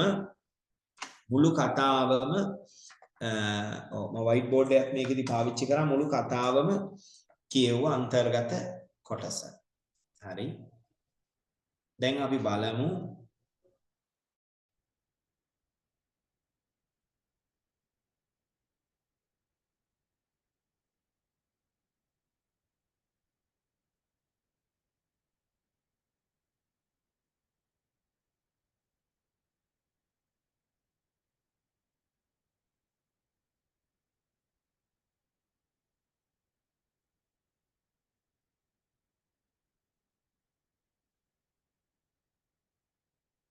එතකොට මේ අන්තර්ගත මුළු කතාවම මම කියුවා. ඒ කියන්නේ ඔබට අවබෝධ වෙන්නට ඇති මොන හරි දැන් අමාරු වචනක් තිබ්බොත් ඔබට නිබන්ධනෙන් ගන්නත් පුළුවන්. ඔබ නිබන්ධනෙන් මේක ගත්තත් නැතත් දැන් ඔබට ප්‍රශ්නයක් නැහැ. ඒ අන්තර්ගත අපි සමස්ත කොටසම මේ වන විට කියුවා. එතකොට අපි සාකච්ඡා කළේ කියන්නේ අපි අවබෝධය ලබා ගත්තේ මෙන්න මේ අනුරුද්ධ කුමාර කතාව හා සම්බන්ධ වූ කොටස. දැන් අපි පුරාතන ගද්‍ය සංග්‍රහයට අදාළව වැදගත්ම පාඩම තමයි අපි අධ්‍යයනය කරේ. මේකෙදී අද දවසේදී අපිත් එක්ක මේ සම්බන්ධ වූ අපේ දරුවෝ මම හිතන්නේ මේ කතාව ඉතා කෙටි කාල සීමාවක් තුළ අන්තර්ගත සියලු වචන එක්ක මම කතා කරා. දැන් සාමාන්‍යයෙන් මම හෝල් ක්ලාස් එකේ නම් මේක දවස් දෙකක් මේ කොටස කියනවා. මොකද මේ විදිහට එක දිගට කියවද්දී ඒක සමහරවිට ළමයි අකමැති. ඒ නිසා දවස් දෙකක් යොදාගෙන තමයි අපි අවබෝධයේ කොටස කියවලා අවසන් කරන්නේ. දැන් අද දවසේ මේ සම්බන්ධ වූ සියලුම ළමයි මේ කතාව අවසන් වෙනකන් අහගෙන හිටියා. මම එක දිගට කතාව කියවුවා. අන්තර්ගත වචන වල තේරුමත් ඔබට කිව්වා. දැන් මම අර හයිලයිට් කරගෙන ආව මුල් කොටස මම පස්සේ වචන වල තේරුමයි හයිලයිට් කිරීමයි ටිකක් සංකීර්ණ නිසා මම හයිලයිට් කරන්න ගියේ නෑ. මතකේ තබාගත යුතු කොටස් මැදකට විතර කියලා මම නතර කරා. දැන් මම මේ දේශනේ ඔබ ග්‍රහණය කරගත්තාම මේ තුලින් ඔබ අනුරුද්ධ කුමාර කතාව කියවුවා. කියවලා එහි අන්තර්ගත දුරවබෝධ වචන පිළිබඳව ඔබ අවබෝධය ලබා ගත්තා. දැන් අපිට ඒ නිසා පුළුවන්කම තියෙනවා මෙන්න මේ අනුරුද්ධ කුමාර කතාව හා සම්බන්ධ වූ සම්පූර්ණ විචාරාත්මක කරුණු ටික කතා කරන්න. ඒකෙදි හයිලයිට් කරන කරුණු ටිකයි මේක විචාරයේදී වැදගත් වෙන කරුණු ටික විචාරයක් ලියන්නේ කොහොමද කියන කාරණේ පිළිබඳව අපි ඊළඟ දේශනය තුලදී ඔබත් එක්ක කතා කරන්න බලාපොරොත්තු වෙනවා. දැන් මේකේ විශේෂයෙන්ම දැන් අද දවසේදී අපි වැදගත්ම දෙයක් කරේ. දැන් මේක අර වැදගත් ඡේද ගණනාවක් තිබ්බා. ඉතා අපහසු වචන, අමාරු වචන තිබ්බා. ඒ සියල්ල ඔබ හඳුනා ගන්න ලැබුවා. ඒක ඉතා වැදගත් අපිට මේ අධ්‍යයන කටයුතු වලදී. දැන් මම ඊළඟ දේශනය තුල මෙහි අන්තර්ගත සමස්ත විචාරය කරනවා. ඉතින් එක්වරම විචාරයයි මේ කරුණු ඔක්කොම මේකෙදි ඇත්තටම අපි සාකච්ඡා කළේ නැහැ. දැන් මේක අපිට වැදගත් කරුණු ගණනාවක් කියන එකක් තමයි මේ කතාව ගත්තාම අර ළමා චර්යාවන්, ළමා සිතුවිලි කොහොමද ක්‍රියාත්මක වුණේ කියන එක මේ කතාවේ මුල් කොටසේ තියෙනවා. අන්න ඒක සමහර අවුරුදු වල විභාග ප්‍රශ්න වලට දාලා තියෙනවා. අපි ඒක ප්‍රශ්නයක් විදිහට ඒ නිසා ලෑස්ති වෙන්න ඕනි, බලන්න ඕනි. ඒක වැදගත් මතක තබා ගත යුතු කොටස් පිළිබඳව අපි කරුණු අවධානය යොමු කරන්න. ඊළඟට කුසල ක්‍රියාවන්, ඒ කියන්නේ බලපාන ආකාරය. දැන් ධර්ම කරුණු මෙහි අන්තර්ගත වෙන අයුරු. සසර බිය ජනක ස්වરૂපය, ඊළඟට උපයාගෙන කෑම, ගිහි ජීවිතයේ තියෙන කර්කස බව. හරි, මෙන්න මේ දේවල් පිළිබඳව මේ කතාවෙන් කොහොමද කරුණු ගොනු කරන්නේ කියන කාරණේ පිළිබඳවත් අපි බලනවා. කියන්නේ මේ කතාවේ වස්තු විශ්ලේෂණය, මේ කතාවේ තේමාව, ඊළඟට මේ කතාව හා සම්බන්ධ ආකෘතිය, ඊළඟට මේ කතාවේ චරිත නිරූපණය කරලා තියෙන්නේ කොහොමද, ඊළඟට මේ කතාවේදී පාවිච්චි කරලා තියෙන භාෂාවේ ලක්ෂණ මොනවද, ඊළඟට මේ කතාවස්සේ අපිට හමු වන උපමා රූපක වගේ දේවල් කොහොමද, හරි, මේ කියන්නේ අවස්ථා නිරූපණය කොහොමද, අද්භූත රසය ජනනය කරන්නේ කොහොමද, මේ කතාවෙන් පැවසෙන ඊට වැදගත් ඓතිහාසික හා සමාජීය තොරතුරු මොනවද, මෙන්න මේ වගේ කරුණු ගණනාවක් පිළිබඳව අපිට අවධානය යොමු කිරීමේ හැකියාව දෙනවා මෙන්න මේ අනුරුද්ධ කුමාර කතාවස්තුව හා සම්බන්ධයි. ඉතින් ඒ නිසා දැන් මම ඊළඟ දේශනය තුලින් අනුරුද්ධ කුමාර කතාවස්තුව ආශ්‍රිතව ඔබට විභාගයට ලැබෙන්න පුළුවන් ප්‍රශ්න. ඒ ප්‍රශ්න වලට ඔබ පිළිතුරු ලිවීමේ කෙසේද? එසේ පිළිතුරු ලිවීමේදී ඔබ ගත යුතු කරුණු පිළිබඳව වැඩි වශයෙන් අවධානය යොමු කරන්න. ඊළඟට සාම්ප්‍රදායික සමාජයේ ඇතැම් ලක්ෂණ මේ වගේ දේවල් පිළිබඳවත් අපිට මේ කතාවස්තු ආශ්‍රිතව සාකච්ඡා කිරීමේ හැකියාව තියෙනවා. චරිත කතාවක් විදිහට අනුරුද්ධ කුමාර කතාව කොහොමද අගය කරන්න ඕන? දැන් මේ වගේ අපිට අනුරුද්ධ කුමාර කතාවස්තු ආශ්‍රිතව ගොඩනගෙන්න පුළුවන් ප්‍රශ්න ගණනාවක් තියෙනවා. එතකොට මෙන්න මේ ප්‍රශ්න පිළිබඳව අපි කතා කරන්නට බලාපොරොත්තු වෙනවා ඊළඟ දේශනය තුලදී. එතකොට මම මේකෙදි මෙහිමයි. ඇත්තට මේ කතාව පිළිබඳව අවබෝධයක් තිබුණොත් තමයි ඔබට හැකියාව ලැබෙන්නේ එවැනි කරුණු පිළිබඳව හොඳ අවධානයකින් බලන්නට සහ කරුණු වලට පිළිතුරු ලියන්නට. ඉතින් ඒ නිසා පළමු කාරණේ තමයි දැන් අපි දන්නවා සාමාන්‍යයෙන් මාකින් ස්කීම් එකක් අරගෙන බැලුවත් ටීචර්ස් ගයිඩ් අරගෙන බැලුවත් ඒ ඉස්සෙල්ලාම උපදෙස් දීලා තියෙන්නේ කතාව පිළිබඳව හොඳ අවබෝධයක් දරුවන්ට ලබා දෙන්න කියන කාරණා. ඊළඟට දුරවබෝධ වචන. හරි, දුරවබෝධ වචන එකින් එක කියමින් මේ කරුණු පිළිබඳව පැහැදිලි කරලා දෙන්න කියන එක තමයි මූලිකවම දක්වලා තියෙන්නේ. ඒ නිසා ඒ කරුණු පිළිබඳව අපි අවධානය යොමු කළ යුතුයි. ඔන්න ඔය කරුණු ටික මම හිතනවා මේ අද දවසේදී ඔබ ඇත්තටම මේ ලොකු දෙයක් මේ සමස්ත කරුණු පිළිබඳව ඔබේ අවධානය යොමු කිරීම. ඉතින් මේ මට විශේෂයෙන් කියන්න තියෙන්නේ දැන් ඊළඟ දේශනය අපි හෙට දවස තුල යොදා ගන්න මේ කතාව අපි සම්පූර්ණ විචාරය කරලා මේක ප්‍රශ්නකට පිළිතුරු ලියන්නේ කොහොමද කියන කාරණය පිළිබඳව අපේ අවධානය යොමු කරන. ඉතින් මේ දේශනේ එකතු වුණාම මෙහි අවබෝධය සහ විචාරය කියන දෙකම ඔබ පරිපූර්ණ වෙනවා. ඉතින් ඇත්තටම අපිට හැකියාව තියෙනවා මේ පුරාතන ගද්‍ය සංග්‍රහය අනුරුද්ධ කුමාර කතාව මෙහෙම දීර්ඝ වුණාට චුල්ල දනුද්දර කතාව ඊළඟට කුණ්ඩලකේසී කතාව මේවා මෙතරම් දීර්ඝ නෑ. ඒවා අපිට එක දවසෙම කියවලා එක දවසෙම අපිට විචාරයක් කරන්න පුළුවන්කම තියෙන නිසා මම හිතනවා ඉතා කෙටි කාල සීමාවක් තුල අපිට පුළුවන්කම තියෙනවා පුරාතන ගද්‍ය සංග්‍රහය ආශ්‍රිත සමස්ත කරුණු සාකච්ඡා කරලා අවසන් කරන්න. මේකේ තියෙන වැදගත්ම කාරණේ තමයි සාහිත්‍ය පේපරේ ලකුණු 58ක් පොඩි ප්‍රමාණයක් නෙවෙයි ලකුණු 58ක් තියෙන්නේ මෙන්න මේ පුරාතන ගද්‍ය කියන පොත ආශ්‍රිත. ඒ නිසා ඒ වෙනුවෙන් අපි දවස් 7-8ක් වෙන් කරාට වැය කරාට කමක් නෑ. මොකද ලකුණු ටික තියෙන්නේ මෙතන. ලකුණු ටික තියෙන්නේ මෙතන. ඒ නිසා ඒ පිළිබඳව අපි පූර්ණ වශයෙන් අවධානය යොමු කරලා ඒ කරුණු කාරණා එකින් එක බැලිය යුතුයි. මේක තමයි වැදගත්ම අදහස. ඔන්න ඔය කරුණු ටික පිළිබඳව එහෙමනම් අවධානය යොමු කරන්න. අපි ඊළඟ දේශනය සමග සම්බන්ධ වන්නට ඔබට ආරාධනා කරනවා අපේ ඔන්ලයින් පන්තියත් එක්ක. මම හිතනවා මේ කරුණු ටික අපිට සාර්ථකව කරගෙන විභාගයේදී අපිට ඉතා හොඳ ගමනක් යන්න පුළුවන්. මේ කරුණු ඉගෙන ගත්ත අයට කවදාකවත් වැරදිලා නැහැ. ඔබ දන්නවා දිස්ත්‍රික් ප්‍රථමයෙන් 5 දෙනෙක් අපි අපේ පන්තිය තුලින් දීලා තියෙනවා. ඉතින් ඇත්තටම මේකෙන් පෙනෙන කාරණේ තමයි ඒ කියන්නේ අපිට ඉතිහාසය තුල ඔප්පු කළ හැකි අපේ සාර්ථකත්වයේ පිළිබඳ කරුණු නිසා හිස් වචන හිස් කතා නෙවෙයි. ඒක ඵලදායක බව ඔබට පේනවා මේ කරුණ අධ්‍යයනය කිරීමෙන් ඔබට එවැනි ඵලදායක ගමනක් ඉතා කෙටි කාල සීමාවක් තුළ යන්නට පුළුවන්කම තියෙනවා. එලෙස යන ලෙස ඔබට ආරාධනා කරමින් මම අද දවසේ දේශනය මෙතකින් අවසන් කරනවා. ඊළඟ දේශනය සමග සම්බන්ධ වන්නට ඔබට ආරාධනා